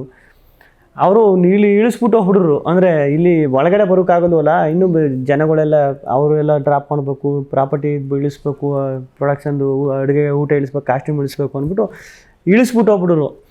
ಅವಾಗ ಹೆಂಗೆ ಆಗ್ಬಿಡೋದು ಅಂದರೆ ಒಂದು ಭಯನೂ ಜಾಸ್ತಿ. ಪೊಲೀಸವ್ರು ಏನಾರು ವಯಸ್ಸಾಳ ಪೊಲೀಸವರು ಹಿಡಿದು ಬಿಡ್ತಾರೆ. ನಾನು ನೋಡೋಕೆ ಅವಾಗ ಬೇರೆ ಕಳ್ಳ ಇದ್ದಂಗಿದ್ದೆ ನಾನು. ಹಿಡಿದ್ಬಿಟ್ರೆ ಏನು ಮಾಡೋದು ಆ ಭಯ. ಆಮೇಲೆ ಏನು ಹಿಂಗೆ ನೋಡ್ತಾರೆ, ಒಂಥರ ಅದು ಮರ್ಯಾದೆನೇ ಇಲ್ದಂಗೆ ಸಟ್ಟು ಅವಾಗೆಲ್ಲ ಸಟ್ಟು ನನ್ನ ಹೆಸರು ಸಟ್ಟು ಈಗಲೂ ನನಗೆ ಸಿಕ್ಕಾಪಟ್ಟೆ ಬೇಜಾರಿತ್ತು ಮೇಡಮ್. ಸಟ್ಟಲ್ಲಿ ಸಟ್ಟು ಬರ ಇಲ್ಲಿ, ಸಟ್ಟು ಅದು ಎತ್ತಾಕೋ ಇಲ್ಲಿ. ಅಯ್ಯೋ ಅದೆಲ್ಲ ನೋಡಿದಾಗ ಹೆಸರು ಕರೀತಾನೆ ಸಟ್ಟು ಅನ್ನೋದೆಲ್ಲ ಕೇಳಿದಾಗ ಅಯ್ಯೋ ಏನಪ್ಪ ಹಿಂಗೆ ಮರ್ಯಾದೆನೇ ಇರೋದಿಲ್ವಲ್ಲಯ್ಯ ಅಂತ ನನಗೆ ಇನ್ನೂ ಚೆನ್ನಾಗಿ ನೆನಪೈತೆ. ನಮ್ಮ ಫ್ರೆಂಡೇ ಪಾಪ ಅವರು, ಹೇಳ್ಬೋದೇನೋ ಗೊತ್ತಿಲ್ಲ, ಅವರು ಊಟ ಪ್ರೊಡಕ್ಷನ್ದು ಊಟ ಮಾಡ್ಬೇಕಾದ್ರೆ ಒಂದು ಎಕ್ಸ್ಟ್ರಾ ಬಜ್ಜಿ ಕೇಳೋದಕ್ಕೆ ಹಾಕಿರಲಿಲ್ಲ, ಬೋಂಡ ಕೇಳೋದಕ್ಕೆ. ಅಯ್ಯೋ ನಮಗೆ ಹೆಂಗೆ ಅನಿಸ್ಬಿಡ್ತದೆ ಅಂದರೆ, ಸ್ಟಾರ್ಟಿಂಗ್ ಬಂದಾಗ ಈಗ ನಾವು ಊರ ಕಡೆಯಲ್ಲಿ ಹೆಂಗಿರ್ತೀವಿ ನೋಡ್ರಿ, ಯಾವ್ದಾರ ಮದುವೆ ನಡೀತಾ ಇರಲಿ, ಇಲ್ಲ ಯಾವ್ದಾರ ದೇವ್ರ ಫಂಕ್ಷನ್ ಏನಾರ ನಡೀತಾ ಇರಲಿ, ಹೋದ್ರೆ ಅವ್ರು ಏನು ಅನ್ನೋದಿಲ್ಲ, ಅವ್ರು ಕೊಡ್ತಾರೆ, ಉಣ್ಕ ಬರ್ತಾ ಇರ್ತೀವಿ. ಇಲ್ಲಿ ಊಟದ ವಿಚಾರಕ್ಕೆ ಏನಪ್ಪ ಹಿಂಗೆ ಮಾಡ್ತಾರೆ, ಊಟದ ವಿಚಾರಕ್ಕೆ ಏನಪ್ಪ ಹಿಂಗಾಯ್ತದೆ ಅಂತ ಅದು ಸಿಕ್ಕಾಪಟ್ಟೆ ಬೇಜಾರಾಗೋದು. ಅದೊಂದು ಕೆಲವೊಂದು ವಿಚಾರಗಳು. ತಟ್ಟೆ ಅನ್ನ ಕದ್ದಿದ್ದೀನಿ ಅಂತ ಒಂದು ಮಾತು ಹೇಳ್ತೀರಾ, ಅದು ಇಡೀ ಕರ್ನಾಟಕದ ಜನತೆಗೆ ಕಣ್ಣಲ್ಲಿ ನೀರು ತರಿಸಿದಂತ ಒಂದು ದೃಶ್ಯ ಅಂತಾನೆ ಹೇಳ್ಬೋದು. ಆ ಪ್ರೋಮೋ ಕಟ್ಟಾಗಿ ಅದು ನೋಡಿದಾಗ ಇವನ್ ನಮ್ಗಳಲ್ಲೂ ಕೂಡ ಇಲ್ಲಿತ್ತು ನೆಕ್ಕಲ್ಲಿ. ಅದು ಆ ದಿನದ ಬಗ್ಗೆ ಹೇಳೋದು, ಅದು ಎಲ್ಲೂ ಏನಾಯ್ತು ಅದು ಅಂತ. ಹ್ಞೂ ಮೇಡಮ್, ಅವಾಗ ಪರಿಸ್ಥಿತಿನೇ ಹಂಗಿತ್ತು. ಮಲಗೋಗಿ ನೀವು ನಂಬ್ತಿರೋ ಬಿಡ್ತಿರೋ, 1 ವಾರ ನಮ್ಮ ಶ್ರೀನಗರ ಹತ್ರ ಇದ್ದದ್ದು. ಅಂದರೆ ಇಲ್ಲಿ ಒಂದು ಫ್ರೆಂಡ್ ರೂಮಲ್ಲಿ ಇರ್ತೀವಿ, ಅಲ್ಲೇನೋ ಸ್ವಲ್ಪ ಗಲಾಟೆ ಆಗ್ಬಿಟ್ಟು ಖಾಲಿ ಮಾಡ್ಕೊಂಡು ಹೋಗ್ಬಿಡ್ತೀವಿ ಆಚೆಗೆ. ಆ ಓನರು ಎಲೆ ಮೇಲೆ ನಿಂತ್ಕೊಬಿಡ್ತಾರೆ. ನಾನು ಇನ್ನೊಬ್ಬ ನಮ್ಮ ಫ್ರೆಂಡ್ ಇರ್ತೀವಿ, ಅವ್ರು ಬಂದು ಹೋಗೋ ಗಂಟೆ ಬಿಡಲ್ಲ ನಮ್ಮನ್ನ, ಬಂದು ನೋಡ್ತಾ ಇರ್ತಾರೆ. ಇನ್ನು ಅವ್ರು ಗ್ರೌಂಡ್ ಫ್ಲೋರಲ್ಲಿ ಇರ್ತಾರೆ, ನಾವು ಫಸ್ಟ್ ಫ್ಲೋರಲ್ಲಿ ಇರ್ತೀವಿ. ಬಂದು ಹೇಳ್ತಾನೆ, ಅವರಿಬ್ರು ಹೋಗಿಲ್ವಾ ಅಂತ. 1 ಗಂಟೆ 3 ಗಂಟೆ ನಮ್ಗೆ ಗೊತ್ತಾಗ, ನಾವು ಹೆಂಗೆ ಮನಿಕೆ ಡವ್ ಮಾಡೋದು ಸುಮ್ಮನೆ. ನಮ್ಮ ಫ್ರೆಂಡ್ ಒಬ್ಬ ರೂಮ್ ಮಾಡ್ಕೊಂಡಿದ್ದ, ಆ ರೂಮಿಗೆ ನಾವು ಹೋಗಿದ್ದದ್ದು, ಇಬ್ಬರು ಇರಬೇಕಾದ್ರೆ ಏನೋ ಸ್ವಲ್ಪ ಗಲಾಟೆ ಆಯಿತು. ಅದು ಓನರು ನೋಡಾದ್ಮೇಲೆ ಬೆಳಿಗ್ಗೆ ಇವರಿಬ್ಬರು ಇರೋಂಗಿಲ್ಲ, ಇವರಿಬ್ಬರು ಕಳಿಸ್ಬೇಕು, ಇಲ್ಲಾಂದ್ರೆ ಮನೇಲಿ ನೀವು ರೂಮಲ್ಲಿರೋರೆಲ್ಲ ಖಾಲಿ ಮಾಡಬೇಕು ಅಂತ ಹೇಳ್ಬಿಡ್ತಾರೆ. ನಾವು ಸುಮ್ಮನೆ ಅಂತಾರೆ, ಬೆಳಗ್ಗೆ ಸಾರಿಗಿರಿ ಕೇಳ್ಬಿಟ್ಟು ಸಮಾಧಾನ ಮಾಡುವ ಅಂತ ನಾವು. ಆಮೇಲೆ ಮಲಗಿದೋ ಸ್ಟಾರ್ಟಿಂಗು ಬೆಳಗ್ಗೆ ಎಚ್ಚರ ಆಯಿತು. ಅವ್ರು ಬಂದರು, ಓನರು ಬಂದ್ಬಿಟ್ಟು, ಅವರಿಬ್ಬರು ಎಲ್ಲಿ ಹೋದ್ರಾ? ಇಲ್ಲ ಮಲಗವ್ರೆ, ಹೇಳಿಸ್ಬಿಟ್ಟು ಕಳಿಸ್ತೀನಪ್ಪ ಅಂತ ಪಾಪ ಹುಡುಗ ಹೇಳ್ತಾರೆ. ಅಂದರೆ ಮನೆ ಮಾಡಿದವರು, ಬಾಡಿಗೆ ಮನೆ ಮಾಡಿರ್ತಾರಲ್ಲ ಅವರು. ತಿರ್ಗಾ ಇನ್ನು ನಾನು ನಮ್ಮ ಫ್ರೆಂಡಿಗೆ ಅಲ್ಲೇ ಪಿಸಿ ಅಂತ ಮಾತಾಡ್ತಿದ್ರು ಗೋಸ್ಕೊಂಡು, ಎಲ್ಲೋ ಹಿಂಗೆ ಓನರು ಬಿಡ್ತಾಯಿಲ್ಲ, ಒಂದು ಕೆಲಸ ಮಾಡಿ ಇವನು ಕೆಲ್ಸಕ್ಕೆ ಹೋಗ್ಬಿಡ್ಲಿ, ಹಿಂಗೆ ಮಲಿಕಂದಿರ್ತಾರೆ ಇರುವ, ಆಮೇಲೆ ಎದ್ದೇಳುವ ಮಲ್ಕೊಬಿಡಿ, ಎದ್ರು ಕಳಿಸ್ಬಿಡ್ತಾರೆ ಮನೆಯಿಂದ ಅಂತ. ಆಮೇಲೆ ತಿರ್ಗಾ ಇನ್ನೊಂದು ಅರ್ಧ ಗಂಟೆ ಮುಟ್ಕೊಂಡ್ಬಂದರು, ಹೋದ್ರ ಅವರು ಅಂತ. ಮಲಗೇ ಇದು ನಾವು. ತಿರುಗಿ ಇನ್ನೊಂದು ಅವ್ರು ಬಿಟ್ಕೊಂಡು ಹೋದ್ರ ಅವರು ಅಂತ ಬರೋದು. ನಮಗೆ ಗೊತ್ತಾಗೋಯ್ತು, ಓಹೋ ಎಷ್ಟೇ ಇವತ್ತು ಏನೇ ಮಾಡಿದ್ರು ಬಿಡಲ್ಲ ಅವರು ಅಂತ. ಪಾಪ ಆ ಹುಡುಗರಿಗೂ ಗೊತ್ತಾಗೋಯ್ತು. ಹೇಳ್ರಿ ಎದ್ದು ಹೊಂಟೋಗ್ಬಿಡ್ರಿ ಮಗ, ಬೇಜಾರು ಮಾಡ್ಕೊಬಿಡ್ರಿ, ಹಿಂಗೆ ಆಯ್ತ ಪರಿಸ್ಥಿತಿ, ಎಲ್ಲರೂ ಖಾಲಿ ಮಾಡ್ಬೇಕಾಯ್ತದೆ ಅಂತ ಹೇಳಿ ಆಮೇಲೆ ಬಟ್ಟೆ ಎಲ್ಲ ತುಂಬ್ಕೊಂಡು ಅಲ್ಲಿಂದ ಜೂಟು ಆಚೆ ಬರ್ತೀವಿ. ಅಲ್ಲಿ ಜಿಂಕೆ ಪಾರ್ಕ್ ಅಂತ ಐತೆ, ಅಲ್ಲಿ ಕೂತ್ಕೊತೀವಿ. ಎಲ್ಲಿ ಹೋಗ್ಬೇಕು ಏನು ಮಾಡಬೇಕು ಗೊತ್ತಿಲ್ಲ. ನಮ್ಮ ಚಿಕ್ಕಪ್ಪ ಅವ್ರ ಮನೇನೂ ಅಲ್ಲೇ ಇರೋದು, ತಿರ್ಗಿ ನಮ್ಮ ಫ್ರೆಂಡ್ ಅವ್ರ ಮಾವನ ಮನೇನೂ ಅಲ್ಲೇ ಇರೋದು. ಅಲ್ಲಿಗೆ ಹೋಗೋಣ ಬೇಡ ಅಂತ ಒಂದು ಮನಸ್ಸು, ಸುಮ್ಮನೆ ಎಂತಕ್ಕೆ ಅಂತ ಬೆಂಗಳೂರಿಗೆ ಬಂದಾಗ ಫೋನ್ ಮಾಡಿಲ್ಲ. ಈಗ ಅವಶ್ಯಕತೆ ಇದೆ ಅನ್ಕೊಂಡು ಏನಾರು ಅವ್ರು ಅನ್ಕೊಬಿಡ್ತಾರೆ ಅನ್ನೋದೊಂದು ಭಯ. ಅದಕ್ಕೆ ಏನು ಮಾಡ್ದೋ, ಅಲ್ಲೆಲ್ಲ ಸ್ವಲ್ಪ ನಮ್ಮ ಏರಿಯಾದವ್ರು ಜಾಸ್ತಿ, ನಮ್ಮ ಊರವ್ರು ಜಾಸ್ತಿ, ಊರ ಕಡೆಯವರು. ಯಾರಿಗಾರು ಫೋನ್ ಮಾಡೋದು, ಹಿಂಗೆ ಬಂದ್ಬಿಟ್ಟವಿ ಅಂತ, ಬಂದೀವಿ ಹಿಂಗೆ ನಾಳೆ ರೂಮ್ ಮಾಡ್ತೀವಿ, ನಾಳಿದ್ರಲ್ಲಿ ಮಾಡಿಬಿಡ್ತೀವಿ ರೂಮ, ಮಲಗೋಕ್ಕೆ ಜಾಗ ಬೇಕು ಅನ್ನೋದು. ಅವ್ರ ಮನೇಲಿ ಒಂದಿನ ಮಲಗೋದು, ಇನ್ನೊಬ್ಬರ ಮನೇಲಿ ಒಂದಿನ ಮಲಗೋದು. ಯಾರು ಸಿಗ್ತಾ ಇರೋರು ಕಾಯ್ತಾ ಕೂತ್ಕೋ. ನಾವು ಅಲ್ಲಿ ಒಂದು ರೌಂಡ್ ಹೋಗಿದ್ದು ಬಂದ್ರೆ ಯಾರು ಒಬ್ರು ಸಿಕ್ಕರು, ಅವ್ರ ಮನೆಗೆ ಹೋಗೋದು, ಊಟ ಮಾಡ್ಕೋದು, ಮಲಗಿರೋದು, ತಿರ್ಗಿ ಎದ್ದು ಬಂದು ಪಾರ್ಕ್ ಹತ್ರ ಕೂತ್ಕೋದು.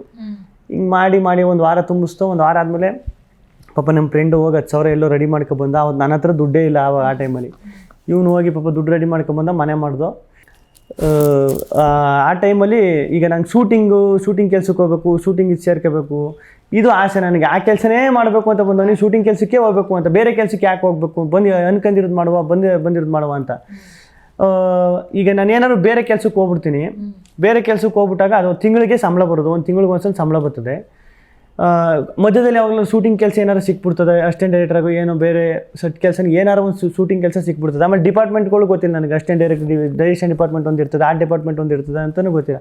ಒಟ್ಟು ಶೂಟಿಂಗ್ ಕೆಲಸಕ್ಕೆ ಹೋಗ್ಬೇಕಷ್ಟೇ.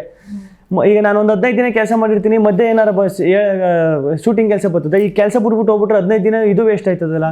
ಬೇಡ, ಹೋದ್ರೆ ಶೂಟಿಂಗ್ ಕೆಲಸಕ್ಕೆ ಹೋಗುವ ಅಂತ ಸುಮ್ಮನೆ ಎಲ್ಲಿ ಶೂಟಿಂಗ್ ನಡೀತದೆ ಹೋಗಿ ನೋಡೋದು, ಯಾರನ್ನಾರು ಪರಿಚಯ ಮಾಡ್ಕೋದು, ಕೇಳೋದು, ಅಣ್ಣ ಶೂಟಿಂಗ್ ಕೆಲಸ ಏನಾರು ಇದ್ದರೆ ಕೊಡ್ಸೋಣ ಅಂತ ಕೇಳೋದು, ಹಿಂಗೆಲ್ಲ ಮಾಡ್ತೀನಲ್ಲ. ಅಲ್ಲಿ ದುಡ್ಡುಗೆ ಸಮಸ್ಯೆ, ದುಡ್ಡುಗೆ ಜಾಸ್ತಿ ಇದಾಯ್ತೈತೆ, ಊಟಕ್ಕೆ ತಿಂಡಿಗೆ ಇದಕ್ಕೆಲ್ಲ. ಒಂದು ಟೈಮಲ್ಲಿ ಪಾಪ ನಮ್ಮ ದೊಡ್ಡಮ್ಮನ ಮಗ ಇದ್ದ, ಅವ್ರು ಏನಾರು ಕ್ಯಾಬ್ ಓಡಿಸ್ತಿದ್ರು. ಅವ್ರು ಬಂದರೆ ಆ ಟೈಮಲ್ಲಿ ಬಂದು ಒಂದು 50 ರೂಪಾಯಿ 100 ರೂಪಾಯಿ ಕೊಟ್ಬಿಟ್ಟು ಹೋಗೋರು. ಅದೊಂದು 2-3 ದಿನ ಮೇಂಟೈನ್ ಮಾಡೋದು. ಹಿಂಗೆ ಮಾಡ್ತಾಯಿದ್ದೆ. ಆಮೇಲೆ ಚೌಟ್ರಿ ಇತ್ತು, ಚೌಟ್ರಿಲಿ ಹೋಗಿ ಊಟ ಮಾಡಿ ಹೆಂಗೋ. ಅದು ಚೌಲ್ಟ್ರಿ ಇವಾಗಲೂ ವೈರಲ್ ಆಗ್ತಾ ಇದೆ. ನಿಮ್ಮ ಅಮ್ಮ ಹೇಳಿರೋದು ನಮ್ಮ ಜೀ ವೇದಿ, ಅದನ್ನೇ ಹೇಳೋದಾದ್ರೆ ಇಲ್ಲ, ಅದು ಯಾವ್ದು? ಅದೇ ಮೇಡಮ್, ಚೌಟ್ರಿಲಿ ಊಟ ಮಾಡ್ಬೇಕಾದ್ರೆ ಅದೇ ನಾನು ಹೇಳಿದ್ನಲ್ಲ, ಈಗ ನಮ್ಗೆ ಏನು ಬೆಂಗಳೂರಿಗೆ ಬಂದವಿ ಅಷ್ಟೇ ಊಟ. ನಾವು ದೇವಸ್ಥಾನದಲ್ಲಿ ನಮ್ಮ ಬಸವನಗುಡಿ ಅಲ್ಲಿ ಇಲ್ಲಿ ದೇವಸ್ಥಾನದಲ್ಲೆಲ್ಲ ಮದುವೆ ಮಾಡ್ತಿದ್ರು ಅವಾಗ ಜಾಸ್ತಿ. ನೋಡಿ, ಯಾರು ಮದುವೆ ಆಗಲಿ ಊಟ ಮಾಡೋಕೆ ಹೋಗೋದು ಚೌಟ್ರಿ. ನಮ್ಮ ಚಿಕ್ಕಸಿಂಕೆರೆ ನಾನು ಅಲ್ಲೇ ಕಾಲೇಜಲ್ಲಿ ಓದಿದ್ದು, ಗೌರ್ಮೆಂಟ್ ಕಾಲೇಜ್ ಇತ್ತು ದೊಡ್ಡಸಿಂಕೆರೆ ಪಕ್ಕದಲ್ಲಿ, ITI ಕಾಲೇಜು. ದೊಡ್ಡಸಿಂಕೆರೆ ಗೇಟಲ್ಲಿ ಒಂದು ಚೌಟ್ರಿ ಐತೆ, ಚಿಕ್ಕಸಿಂಕೆರೆಯಲ್ಲಿ ಒಂದು ಚೌಟ್ರಿ ಎಲ್ಲ ಐತೆ. ನಾವು ಕಾಲೇಜ್ ಹೋಗ್ಬೇಕಾದ್ರೆ ಮಧ್ಯಾಹ್ನ ಊಟ ದೇವಸ್ಥಾನ, ಚಿಕ್ಕಸಿಂಕೆರೆ ದೇವಸ್ಥಾನದಲ್ಲಿ ಊಟ ಮಾಡೋಕೆ ಹೋಗ್ತಿದ್ದು, ರೆಗ್ಯುಲರಾಗಿ ಊಟ ಮಾಡೋಕೆ ಹೋಗ್ತಿದ್ದ ಅಲ್ಲಿ ಮಧ್ಯಾಹ್ನ ಟೈಮು. ನಾವೇನಾದ್ರೂ ಆ ಟೈಮ್ ಹೋಗೋ ಟೈಮಲ್ಲಿ ಏನಾರು ಬೀಗ್ ಊಟನೋ ಇಲ್ಲ ಮದುವೆನೋ ಏನಾರು ನಡೀತಾ ಇದ್ರೆ ಸೀದಾ ನುಗ್ತಾ ಇರೋದು, ಊಟ ಮಾಡ್ತಾ ಇರೋದು, ಬರ್ತಾ ಇರೋದು. ಹಂಗೆ ಅನ್ಕೊಂಡು ಇಲ್ಲೂ ಬಂದು ಚೌಟ್ರಿ ನೋಡ್ದೋ, ಊಟಕ್ಕೆ ಹೋದು. ಸ್ಟಾರ್ಟಿಂಗ್ 1 ಸತಿ 2 ಸತಿ ಹೋಗಿದ್ದು. ಅವಾಗ ನನ್ನ ಪ್ರಕಾರ ಕಾಣಿಸಿಲ್ಲ ಅನ್ಸುತ್ತೆ ಅವ್ರಿಗೆ. ನೋಡ್ಬಿಟ್ಟು ಒಂದು ಲುಕ್ ಹಾಕಿದ್ರು. ಇನ್ನೊಂದು ಸತಿ ಅದೇ ಆ ದಿನ ಏನಾಗೋಯ್ತು, ಆಮೇಲೆ ನಾನು ಜುಟ್ಟು ಇಷ್ಟು ಇದಕ್ಕಿಂತ ಸಣ್ಣಕ್ಕೆ ಒಳ್ಳೆ ಜುಟ್ಟೆಲ್ಲ ಬಿಟ್ಕೊಂಡು ಕಳ್ಳ ಇದ್ದಂಗೆ ಇದ್ದೀನಿ ನೋಡುತ್ತವೆ. ಬಟ್ಟೆನೂ ಹಂಗೆ ಇತ್ತು, ಎಲ್ಲ ಇತ್ತಲ್ಲ. ನಾನು ಹೋದೆ, ಸಿಕ್ಕಾಬಟ್ಟೆ ಹಸಿತಾಯಿತು. ಯಪ್ಪ, ಈ ಕಡೆ ದುಡ್ಡು ಇಲ್ಲ, ಏನೂ ಇಲ್ಲ, ಇನ್ನೇನು ಮಾಡೋದು, ಚೌಟ್ರಿಗೆ ಊಟಕ್ಕೆ ಹೋಗ್ಬಿಡುವ, ನೈಟ್ ಸರ್ರೇಗೆ ಊಟ ಮಾಡ್ಬೋ, ಆಮೇಲೆ ಸರ್ರೇಗೆ ಊಟ ಮಾಡ್ಬಿಡುವ. ಹೋದ್ರೆ ಬೆಳಿಗ್ಗೆ ತಿಂಡಿ ಹೆಂಗೂ ಇಲ್ವಲ್ಲ, ಮಧ್ಯಾಹ್ನ ಇಲ್ಲ ನೈಟು ಸರ್ರೇಗೆ ಊಟ ಮಾಡ್ಬಿಡೋದು. ಹಂಗೆ ಮಾಡ್ತೀವಿ. ಮಧ್ಯಾಹ್ನ ಆ ಪ್ರೈಸ್ 10 ರೂಪಾಯಿ, 10 ರೂಪಾಯಿ 15 ರೂಪಾಯಿ ಆ ಪ್ರೈಸ್ ತಿಂದ್ಬಿಟ್ರು ಸಾಕು. ನೈಟ್ ಮಾತ್ರ ಎಲ್ಲಾರು ಸಿಕ್ಕಿಬಿಟ್ರು ಮಾತ್ರ ಫ್ರೀಯಾಗಿ ಊಟ ಬಿಡ್ತಿರ್ಲಿಲ್ಲ. ಬೆಳಿಗ್ಗೆ ಊಟನೇ ಬೇಡ ಅನಿಸ್ಬೇಕು, ತಿಂಡಿನೇ ಬೇಡ ಅನಿಸ್ಬೇಕು, ಆ ರೇಂಜಿಗೆ ತಿಂತಿದ್ದೆ. ಅವಾಗ ಏನಾಗೋಯ್ತು, ಹೋಗಿ ಕೂತ್ಕೊಂಡೆ. ನಮ್ಮ ಫ್ರೆಂಡು ಬೇಡ ಇವತ್ತು ಯಾಕೋ ನಂಗೆ ಡೌಟ್ ಹೊಡಿತದೆ, ಡೈಲಿ ಹಿಂಗೆ ಇದು ಮಾಡ್ತಾರೆ ಕಷ್ಟ ಆಗ್ಬಿಡ್ತದೆ ಅಂತ ಹೇಳ್ದ. ಬಾ ಸಿಕ್ಕಾಪಟ್ಟೆ ಹೊಡಿಸ್ತಿತ್ತು, ನನಗಂತೂ ತಡಿಕೈತಿಲ್ಲ ಬಾ ಅಂತ. ಇಲ್ಲ ನೀನು ಹೋಗಪ್ಪ ಅಂತ ನಾನೇನು ಮಾಡ್ದೆ, ನುಗ್ಬಿಟ್ಟೆ. ನಾನು ಏನು ಮಾಡ್ಬೇಕಾಯ್ತು, ಗ್ರೌಂಡ್ ಫ್ಲೋರಲ್ಲಿ ಅದು ಊಟದ್ದು ಹಾಲು, ಮೇಲ್ಗಡೆ ಫಸ್ಟ್ ಫ್ಲೋರ್ ಮೇಲ್ಗಡೆ ಮದುವೆ ಇದು ಹಾಲು. ನಾನೇನು ಮಾಡಿದೆ, ಮೆಟ್ಲತ್ತಿಲ್ಲ, ಸೀದಾ ಹಿಂಗೆ ನುಗ್ಬಿಟ್ಟೆ. ನನ್ನ ಪ್ರಕಾರ ಮೆಟ್ಲತ್ಕೊಂಡು ಏನಾರು ಒಳಗಡೆ ಹೋಗಿದ್ರೆ ಅವರು ನೋಡ್ಬಿಟ್ಟು ಸೆಕ್ಯೂರಿಟಿ ಮೋಸ್ಟ್ಲಿ ಇವನು ರಿಲೇಷನ್ ಇರಬೇಕಿಲ್ಲ ಅಂತ ಅನ್ಕೋತಿದ್ರು. ನಾನು ಯಾವಾಗ ಸೀದಾ ಹಿಂಗೆ ಒಳಗಡೆ ನೋಡ್ಬಿಟ್ಟು ಅವ್ರು ಅದನ್ನ, ಇವ್ನು ಯಾರ ಕಳ್ಳನ ಮಗ ಇವನು ಬಂದಿರೋದು ಅಂತ ನೋಡೋಕ್ಕೂ ಕಳ್ಳಂಗೆ ಇದ್ನಲ್ಲ. ಹೋಗಿ ಕೂತ್ಕೊಂಡೆ ಊಟನ. ನನಗೆ ಅಲ್ಲಿ ಲೈನು ಬಡಿಸ್ಕೊಬತ್ತಾರೆ ಗೊತ್ತಾ, ಇದು ಒಬ್ಬರಿಂದ ಒಬ್ರು ನಿಂತ್ಕೊಂಡು ಉಪ್ಪು ಹಾಕೊಂಡು ಫಸ್ಟ್ ಉಪ್ಪಿನಕಾಯಿ ಹಾಕೊಂಡು ಫಸ್ಟ್ ಹಾಕಿದ್ರು, ಎಲೆ ಹಾಕಿದ್ರು, ಊಟ ಬತ್ತದ ಅಲ್ಲಿಂದ ಬಡಿಸ್ಕೊ ಬತ್ತಾಯಿರು. ಬತ್ತು ಏನೋ ಬತ್ತು ರಪ್ಪ ಅಂತ ಬಂದ್ಬಿಟ್ರು. ಇಲ್ಲಿ ಬಂದ್ಬಿಟ್ಟು ಹಿಡ್ಕೊಂಡು ಹೇಳ ಮೇಲೆ ಅಂದರು. ಅಣ್ಣ ಇಲ್ಲ ಊಟ ಮಾಡ್ಕೊಂಡು ಹೇಳ ಮೇಲೆ ಅಂದರು. ಎದ್ದೆ, ಕತ್ತಿನ ಪಟ್ಟಿ ಹಿಡ್ಕೊಂಡು, ಅಣ್ಣ ಕತ್ತಿನ ಪಟ್ಟಿ ಬಣ್ಣ ಆಯಿತು, ಅಲ್ಲಿ ಹುಡುಗಿರು ಇವರೆಲ್ಲ ಕೂತಿದ್ರಲ್ಲ, ಅಣ್ಣ ಕತ್ತಿನ ಪಟ್ಟಿ ಬಣ್ಣ ಆಯಿತು ಬರ್ತೀನಿ ಅಂದ. ನನಗೆ ಕಳ್ಳಿದ್ದಂಗಿದೆ ಅಂತೇನೋ ಅಂದ್ಬಿಟ್ಟು ಕರ್ಕೊಬಂದ್ರು ಆಚೆಗೆ. ಲಾಟಿಲಿ ಪಟ್ಟದ್ದು ಒಂದು ಕೊಟ್ಟರು. ಆಮೇಲೆ ನಾನು ಎಲ್ಲ ಮಕ್ಕ ನೋಡ್ತಾರೆ, ಥೂ ಏನಪ್ಪ ಹಿಂಗಾಗೋಯ್ತು ಅಂದ್ಬಿಟ್ಟು ಬಂದೆ. ಇವಾಗಲೂ ಭಯ ಆಯ್ತದ ನನಗೆ. ನಮ್ಮ ರಿಲೇಷನ್ ಮದುವೆನೇ ಆದ್ರೂ ಒಂದು ಟೈಮಲ್ಲಿ ನೆನಪಾಯ್ತದೆ, ಅಯ್ಯೋ ಫಸ್ಟ್ ಊಟ ಹಾಕ್ಬಿಟ್ಟಿರಪ್ಪ ಅಂದರೆ ಒಂದು ಧೈರ್ಯ. ಎಲೆ ಮೇಲೆ ಊಟ ಎಲ್ಲ ಇದ್ದಾಗ ಊಟ ಬಂದ್ಬಿಟ್ರೆ ಒಂದು ಧೈರ್ಯ, ಇನ್ನು ಯಾರು ಬಂದು ಕೆಣ್ಕೆಲ್ಲ ಬಿಡು ಹೊಟ್ಟೆ ತುಂಬ ಮಾಡ್ಕೊಡ್ಬೋದು ಅಂತ. ಇನ್ನೊಂದು 6-8 ಎಲೆ ಏನಾದ್ರು ಪಾಸ್ ಆಗ್ಬಿಟ್ರೆ ಊಟ ಬಂದ್ಬಿಡುದು ನನ್ನ ತಟ್ಟೆಗೆ. ಅವಾಗ ಸಿಕ್ಕಾಬಿಟ್ಟೆ ಬೇಜಾರಾಗ್ಬಿಡ್ತು ಅವತ್ತು. ಸ್ಯಾಡ್. ಇರಲಿ ಬಿಡಿ, ಇವತ್ತು ನೋಡಿ ಎಲ್ಲರೂ ದೇವರು ಮೇ ಬಿ ಈಸಿಯಾಗಿ ಕರ್ಕೊಂಡು ಮೇಲೆ ಹತ್ಸೋದು ಬೇಡ, ಎಲ್ಲ ತೋರ್ಸೋಣ ಅಂತ ಹಂತವಾಗಿ ಒಂದು ಸಿನಿಮಾನೇ ಕ್ರಿಯೇಟ್ ಮಾಡೋದು ಅನ್ಸುತ್ತೆ ನಿಮ್ಮ ಲೈಫಲ್ಲಿ. ಯಾಕೆ ನಾನು ಈ ಇಂಡಸ್ಟ್ರಿಗೆ ಬಣ್ಣದ ಬದುಕಿಗೆ ಎಂಟ್ರಿ ಕೊಡಬೇಕು ಅಂತ ನಿಮಗೆ ಅನಿಸ್ತು ಅಂತ ಹೇಳಿ? ಅದೇ ಮೇಡಮ್, ನನಗೆ ಅದು ಯಾಕೆ ಶುರು ಆಯಿತು, ಯಾಕೆ ಅಲ್ಲಿಂದ ಓಡ್ ಬಂದ್ಬಿಟ್ರಿ ಅಂತ ಹೇಳಿ? ಎಲ್ಲಿಂದ? ಮನೆಯಿಂದ. ಅದೇ ಇಂಟ್ರೆಸ್ಟು ನನ್ನ ಕಾಲೇಜ್ಗೆ ಹೋದ್ಮೇಲೆ ಜಾಸ್ತಿ ಇಂಟ್ರೆಸ್ಟ್ ಸ್ಟಾರ್ಟ್ ಆಗಿದ್ದು. ಈಗ ನಮ್ಮದು ITI ಕಾಲೇಜಿಗೆ ನಾನು ಸೇರ್ಕೊಂಡಿದ್ದಲ್ವ, ಅಲ್ಲಿ ಥಿಯರಿ ಬುಕ್ಗಳೆಲ್ಲ ಇರೋದು, ಅಲ್ಲಿ ಜಾಸ್ತಿ ಪ್ರಾಕ್ಟಿಕಲ್ಲು ವೈರು ಇದು ಮಾಡೋದು ಪ್ರಾಕ್ಟಿಕಲ್ ಇರ್ತದೆ, ಥಿಯರಿ ಕಡಿಮೆ ಇರ್ತದೆ. ಆ ಟೈಮಲ್ಲಿ ಸುಮ್ಮನೆ ಕೂತಿರ್ತಿದ್ನಲ್ಲ, ಸುಮ್ಮನೆ ಏನಾದರೂ ಬರೀದು ಅಷ್ಟೇ. ಸಿನಿಮಾಗಳು ಜಾಸ್ತಿ ನೋಡುವೆ. ಸಿನಿಮಾಗಳು ಜಾಸ್ತಿ ಅಂದರೆ ನಾನು ಯಾವ ಸಿನಿಮಾನೂ ಬಿಟ್ಟಿಲ್ಲ ಆ ಟೈಮಲ್ಲಿ. ನಾನು ಇಂಥ ಒಂದು ಸಿನಿಮಾ ಹೆಸರು, ಆ ಸಿನಿಮಾ ನಾನು ಕಾಲೇಜಲ್ಲಿ ಆ ಪೀರಿಯಡಲ್ಲಿ 2 ವರ್ಷದಲ್ಲಿ ಬಂದಿರೋ ಸಿನಿಮಾಗಳು ಇಂಥ ದಿನನೇ ಬಂತು, ಈ ವರ್ಷನೇ ಬಂತು ಅಂತ ಹೇಳ್ತೀನಿ. ಅಷ್ಟು ಹುಚ್ಚ ಸಿನಿಮಾ ಜಾಸ್ತಿ ನೋಡುವೆ. ಅದಾದಮೇಲೆ TV ಊರಲ್ಲೂ ಅಷ್ಟೇ. ಈ TV ನಮ್ಮ ಮನೇಲಿ ನಾನು 8ನೇ ಕ್ಲಾಸಲ್ಲಿ ಇದ್ದಾಗ TV ಬಂದದ್ದು ನಮ್ಮ ಮನೆಗೆ. ನಮ್ಮ ಚಿಕ್ಕವರೇನೋ ಕೊಡಿಸಿದ್ರು TV. ಅವರು ಹೊಸ TV ತಗೊಂಡು ಆ TV ನಮಗೆ ಕೊಟ್ಟಿದ್ರು. 8ನೇ ಕ್ಲಾಸ್ವರೆಗೂ ಬೇರೆಯವ್ರ ಮನೇಲೇ TV ನೋಡಬೇಕು. ಆ ಟೈಮಲ್ಲಿ ಸಿಕ್ಕಾಬಟ್ಟೆ ಹುಚ್ಚು ಮೇಡಮ್ ಸಿನಿಮಾ ಇದೆಲ್ಲ ಅಂದರೆ. ಅವಾಗಿಂದ ಇಂಟ್ರೆಸ್ಟ್ ಇತ್ತು, ಹೋಗ್ಬೇಕು ಅನ್ಸಿರ್ಲಿಲ್ಲ. ಕಾಲೇಜಿಗೆ ಬಂದಮೇಲೆ ಅದು ಜಾಸ್ತಿ ಆಗ್ಬಿಡ್ತು. ಹೋಗ್ಬೇಕು ಅದೇ ನಾನು ಮುಂಚೆನೇ ಹೇಳಿರಂಗೆ ಆ ಚಿಕ್ಕ ವಯಸ್ಸಲ್ಲಿ ಒಂದಷ್ಟು ಇರ್ತದೆ ಗೊತ್ತಾ ನಿಮಗೆ. ಈಗ ಒಂದು ಸಾಂಗ್ ಪ್ಲೇ ಆಯ್ತಾ ಇರ್ತದೆ, ಇಮಿಡಿಯೇಟಾಗಿ ಕಾಸ್ಟ್ಯೂಮ್ ಚೇಂಜ್ ಆಗ್ಬಿಟ್ಟಿರ್ತದೆ. ಯಾವ ಗ್ಯಾಪಲ್ಲಿ ಚೇಂಜ್ ಆಯಿತು ಕಾಸ್ಟ್ಯೂಮ್ ಅಂತ. ತಿರ್ಗಾ ಫೈಟು ಹಿಂಗೆ ಎಗುರೋದು ಬೀಳೋದು ಎಲ್ಲ, ಬಾಯಲ್ಲಿ ಬ್ಲಡ್ ಬರೋದು, ಇದೆಲ್ಲ ಇದು ಹೆಂಗೆ ನಡೀತದೆ ನೋಡ್ಬೇಕಲ್ಲ. ಅಂದರೆ ಆ ಶೂಟಿಂಗ್ ಹೆಂಗೆ ನಡೀತದೆ ನೋಡ್ಬೇಕಲ್ಲ, ಅದೆಲ್ಲ ಅನ್ಸುತ್ತೆ. ಆಮೇಲೆ ಹಿಂಗೆ ಆ ಎಗ್ರು ಬರ್ತಾರೆ ಗೊತ್ತಾ, ಈಗ ಓಪನಿಂಗ್ ಸೀನಲ್ಲಿ ಹೀರೋ ಹಿಂಗೆ ಎಗ್ರು ಬರ್ತಾ ಇರ್ತಾರೆ, ಅದೆಲ್ಲ ಇದೆಲ್ಲ ಕಲಿಬೇಕನ್ನೋ, ಪಿಕ್ಚರು ಈ ಲ್ಯಾಂಡ್ಗೆ ಹೀರೋ ಆಗಬೇಕು ಅಂದರೆ ಇದೆಲ್ಲ ಕಲಿಬೇಕನ್ನೋ, ಹೆಂಗೆ ಮಾಡೋರು ಇದೆಲ್ಲ ಅಂತ ಒಂದು ಇಂಟ್ರೆಸ್ಟು. ಈಗ ಬಡವ ಅಂತಾರಲ್ಲ, ನಿಮ್ಮ ಮನೆಯಲ್ಲಿ ನಿಮ್ಮ ತಂದೆ ತಾಯಿ ರೈತರು, ಅದೇ ನಿಮ್ಗೆ ಆದಾಯ ನನಗೆ ಗೊತ್ತಿರೋ ಪ್ರಕಾರ ಮನೆಯಲ್ಲಿ. ಏನು ಹೇಳೋಕ್ಕೆ ಇಷ್ಟಪಡ್ತೀರಿ ಅಂದರೆ, ಈ ಬಡತನದಿಂದನೇ ಈಗ ಒಂದು ಲೆವೆಲ್ಗೆ ಬಂದಿದ್ದೀರಾ ಅಂತೇಳಿ, ಎಷ್ಟು ಕೋಟಿಗೆ ಬೆಲೆ ಬಾಳ್ತೀರಾ ನೀವು? ನಾನು ಇವಾಗ ಅಂದರೆ ಹೇಳಿದ್ನಲ್ಲ ಮೇಡಮ್, ಎಷ್ಟು ಕೋಟ್ಯಾಂತರ ಅಭಿಮಾನಿಗಳು, ಕೋಟ್ಯಾಂತರ ಜನ ಪ್ರೀತಿ ಇಷ್ಟು ತೋರಿಸಿದ್ರಲ್ಲ ಮೇಡಮ್, ಚಿಕ್ಕ ಮಕ್ಕಳಿಂದ ದೊಡ್ಡವ್ರಿಗೂ. ಆ ಕೋಟಿ ಜನರು ಪ್ರೀತಿ ಸಂಪಾದನೆ ಮಾಡಿದ್ದೀನಲ್ಲ, ಕೋಟ್ಯಾಧಿಪತಿನೇ ಮೇಡಮ್, ಲೆಕ್ಕನೇ ಇಲ್ಲ ಅದು. ಸೂಪರ್.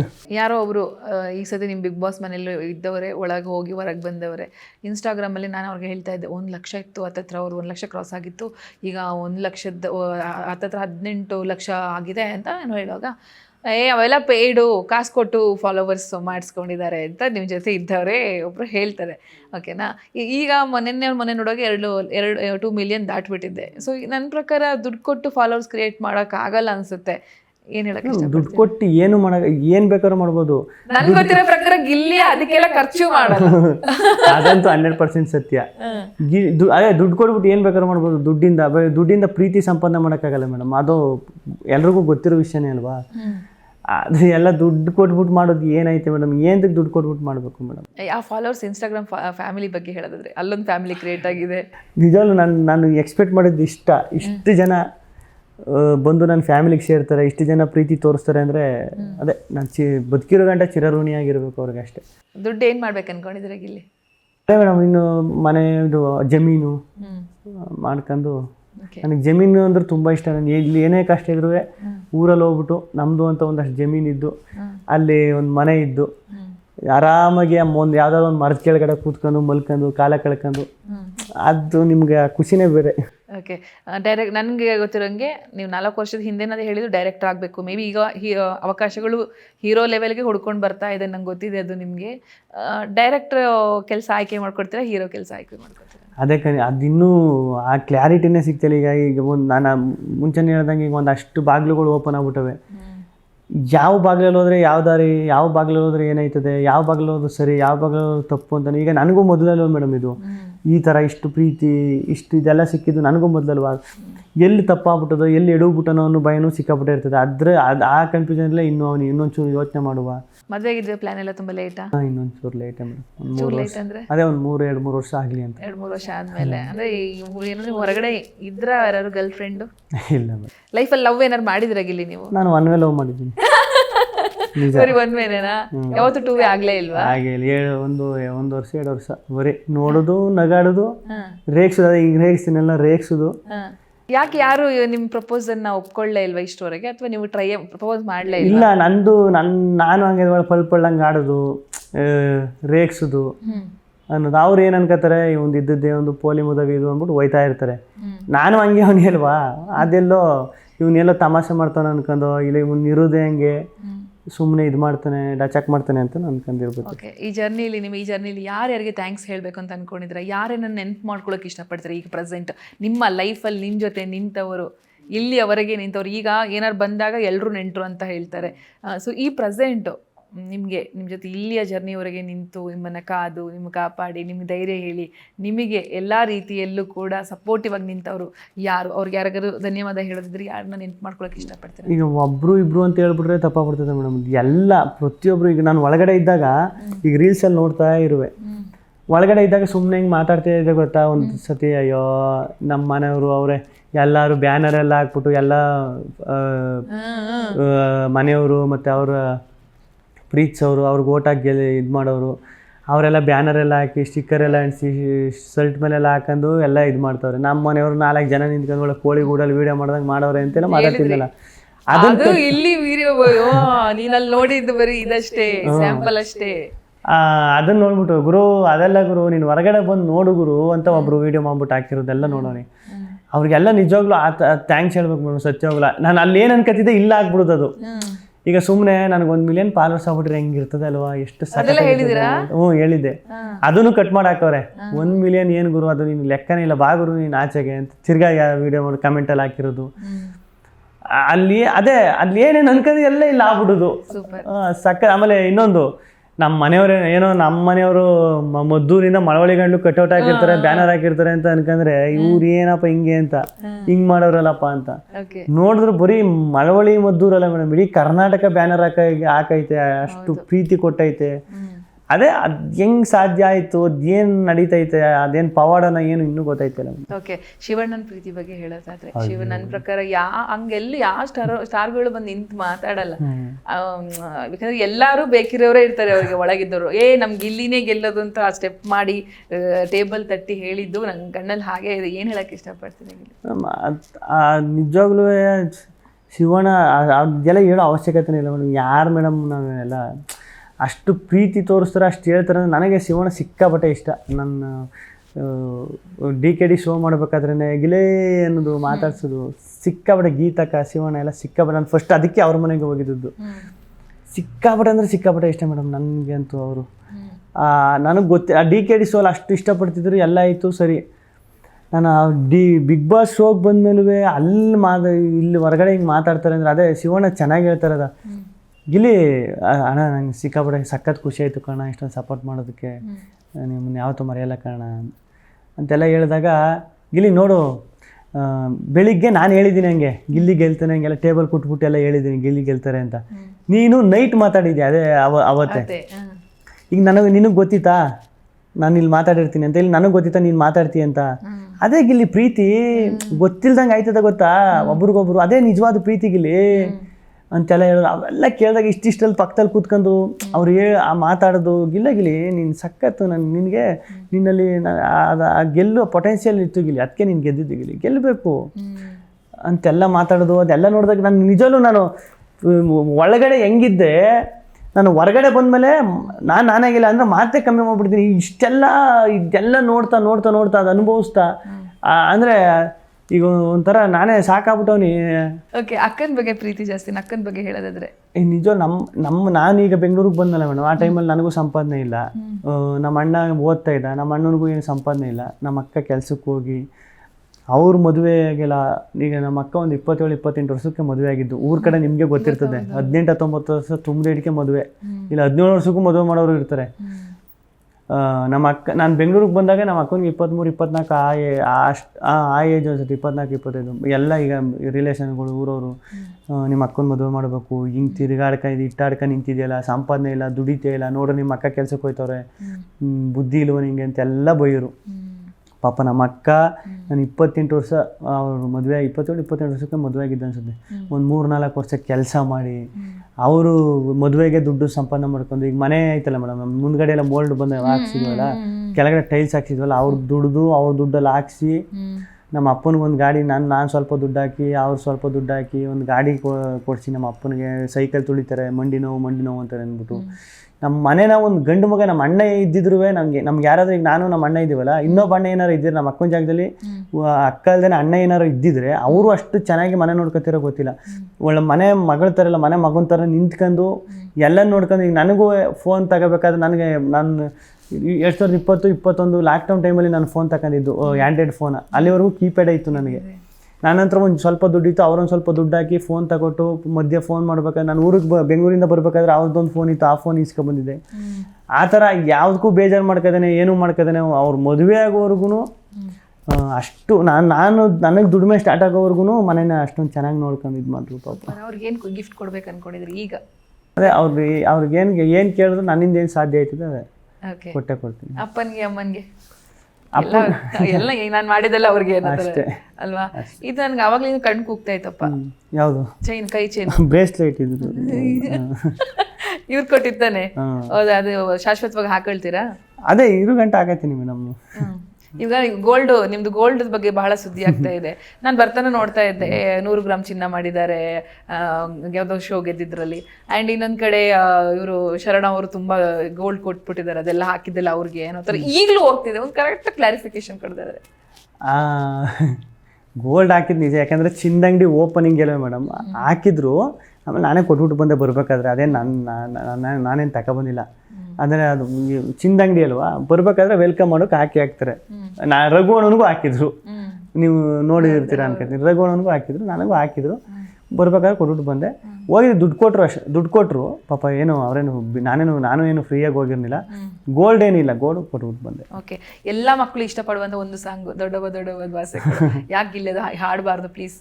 ನೀವು ದೊಡ್ಡವ ಅನ್ಕೊಬಿಡ್ತೀರ, ಅದನ್ನು ಏನಾರು ಹಾಕ್ಬಿಟ್ರೆ ಏನ್ ತೊಂದರೆ ಇಲ್ಲ. ನಾನು ದೊಡ್ಡವ ದ್ವಾಸೆ ಕೊಡು, ಚಿಕ್ಕವ ಚಕ್ಲಿ ಕೊಡು, ನಮ್ಮಪ್ಪ ರಾಜ ಕೊತ್ಮುರಿ ಬೀಜ ಸಾರ್ಗಾಕೋ ಸೊಪ್ಪು, ನೀವಿಬ್ರು ಮಾಡಿ ತಪ್ಪು. ಅದ್ ನಿಮ್ಗೆ ಗೊತ್ತಿತ್ತು ಹಿಂಗ ಹೆಂಗ್ ಬರುತ್ತೆ ಅದೆಲ್ಲ ನಿಮ್ಗೆ? ಈ ಇವ್ರಿಗೆ ಪ್ರಿನ್ಸಿಪಾಲ್ಗೆ ಅದೆಲ್ಲ ತಲೆಯಲ್ಲಿ ಹೆಂಗ್ ಬರುತ್ತೆ ಗಿಲಿ ಟಕ್ ಟಕ್ ಟಕ್ ಅಂತ ನಿಮ್ಗೆ? ಅದೇ ಮೇಡಮ್, ಅಲ್ಲಿ ಅದೇ ಸುದೀಪನ ವಾರ ಬಂದಾಗೆಲ್ಲ ಹೇಳ್ತಿದ್ರು, ಇಲ್ಲಿ ಜೀವಿಸ್ಬೇಕು, ಬದುಕ್ಬೇಕು. ಇದನ್ನ ಒಂದು ಶೋ ತರನೋ ಇಲ್ಲ ಒಬ್ಬ ಕಂಟೆಂಟ್ ತರ ನೋಡಿದ್ರೆ ಅದಾಗಲ್ಲ. ಅಲ್ಲಿ ಮನೇಲಿ ಜೀವಿಸಿದ್ರು ಮಾತ್ರ ಅದಾಗೋದು ಅಂತ. ಅದು ಜೀವಿಸೋದಕ್ಕೆ ಅನ್ಸುತ್ತೆ ಮೇಡಮ್ ಮೋಸ್ಟ್ಲಿ ಅದೆಲ್ಲ ಆಗಿದ್ದು. ಓಕೆ, ನಿಮ್ಮ ಡೈರೆಕ್ಟರ್ ಕನಸು ಬಗ್ಗೆ ಏನಾದ್ರು? ಮಾಡ್ತೀನಿ ಮೇಡಮ್, ಅದೇ ಅಲ್ಟಿಮೇಟ್ ಗೋಲ್ ಅದಲ್ವಾ. ನೀವು ಫಸ್ಟ್ ಇಂಟರ್ವ್ಯೂ ಒಂದು 4 ವರ್ಷದಿಂದ ಏನೋ ಫಸ್ಟ್ ಇಂಟರ್ವ್ಯೂ ಮಾಡ್ಬೇಕಾದ್ರೂ ಅದೇ ಹೇಳಿದೆ, ಡೈರೆಕ್ಟರ್ ಆಯ್ತೀನಿ, ಇದೆಲ್ಲ ಮಾಡ್ತೀನಿ ಅಂತ. ಇವಾಗಲೂ ಅದೇ ಹಾಗೆ ಆಯ್ತೀನಿ, ಮಾಡೇ ಮಾಡ್ತೀನಿ. ಎಸ್ ಗಿಲ್ಲಿ, ಬಹಳ ಖುಷಿ ಆಯಿತು. ತುಂಬ ಖುಷಿ ಯಾಕಾಯ್ತು ಅಂದರೆ, ನಾನು ಎಷ್ಟು ಸಲ ಫೋನ್ ಮಾಡಿದ್ನೋ ಅಷ್ಟು ಸಲ ನೀವು ಫೋನ್ ಎತ್ತಿ ನನ್ನ ಫೋನ್ಗೆ ರೆಸ್ಪಾಂಡ್ ಮಾಡಿದ್ರಿ. ಅಷ್ಟು ಬ್ಯುಸಿ ನಡುವೆನೂ ನನ್ನ ಹತ್ರ ಮಾತಾಡಿಸ್ತಿದ್ರಿ ನೀವು. ಸೊ ಇವತ್ತು ನೀವು ಟೈಮ್ ಮಾಡಿಕೊಂಡು ನನಗೆ ಟೈಮ್ ಕೊಟ್ರಿ ಮಾತಾಡ್ಸೋದಕ್ಕೆ. Thank you so much.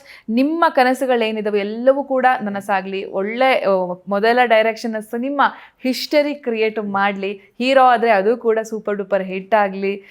ಜನ ಏನು ನಿಮ್ಗೆ ಪ್ರೀತಿ ಕೊಟ್ಟಿದ್ದಾರಲ್ಲ, ಜನರ ನಡುವೆನೇ ಬೇರೀರಿ. ಯಾವತ್ತೂ ಎಲ್ಲ ಹಿಂಗೆ ಇರಲ್ಲ, ಒಂದ್ಸತಿ ಹಿಂಗೆ ಆಗ್ಬಿಡುತ್ತೆ. ಅವಾಗ ನೀವು ಮಿಸ್ ಮಾಡ್ಕೊಂಬಾರ್ದು ಆ ಪ್ರೀತಿನ. Thank you so much. Finally Zee Kannada ವೀಕ್ಷಕರಿಗೆ, ಜಿ ಕನ್ನಡ ನ್ಯೂಸ್ ವೀಕ್ಷಕರಿಗೆ ಏನು ಹೇಳೋಕ್ಕೆ ಇಷ್ಟಪಡ್ತೀರಾ? ಜಿ ಕನ್ನಡ ನ್ಯೂಸ್ ವೀಕ್ಷಕರ ಅಂದರೆ ನೀವು ಅಷ್ಟು ಸಪೋರ್ಟ್ ಮಾಡಿದ್ದೀರಿ. ನಾನು ಒಳಗಡೆ ಇದ್ದಾಗ ಹಿಂಗೆ ಪ್ರೀತಿ ಪ್ರೋತ್ಸಾಹ ಎಲ್ಲ ಹಿಂಗೆ ತೋರಿಸ್ತಾ ಇರಿ. ನಿಮ್ಗೆ ಚಿರಋಣಿಯಾಗಿರ್ತೀನಿ. Thank you so much. ಮುಂದಿನ ಎಲ್ಲವೂ ಸುಖಕರವಾಗಿರಲಿ, ಶುಭವಾಗಿರಲಿ. Thank you so much and all the best Gilli. Thank you madam. Yes ವೀಕ್ಷಕರೇ, ನೋಡಿದ್ರಲ್ಲ, ಇದು ನಮ್ಮ ಪ್ರೀತಿಯ ಗಿಲ್ಲಿ ಅವರ ಮಾತುಗಳು. ಇದು ಈ ಹೊತ್ತಿನ ವಿಶೇಷ. ನೋಡ್ತಾ ಇರಿ ಜಿ ಕನ್ನಡ ನ್ಯೂಸ್, ಸತ್ಯವೇ ಸುದ್ದಿಯ ಜೀವಾಳ.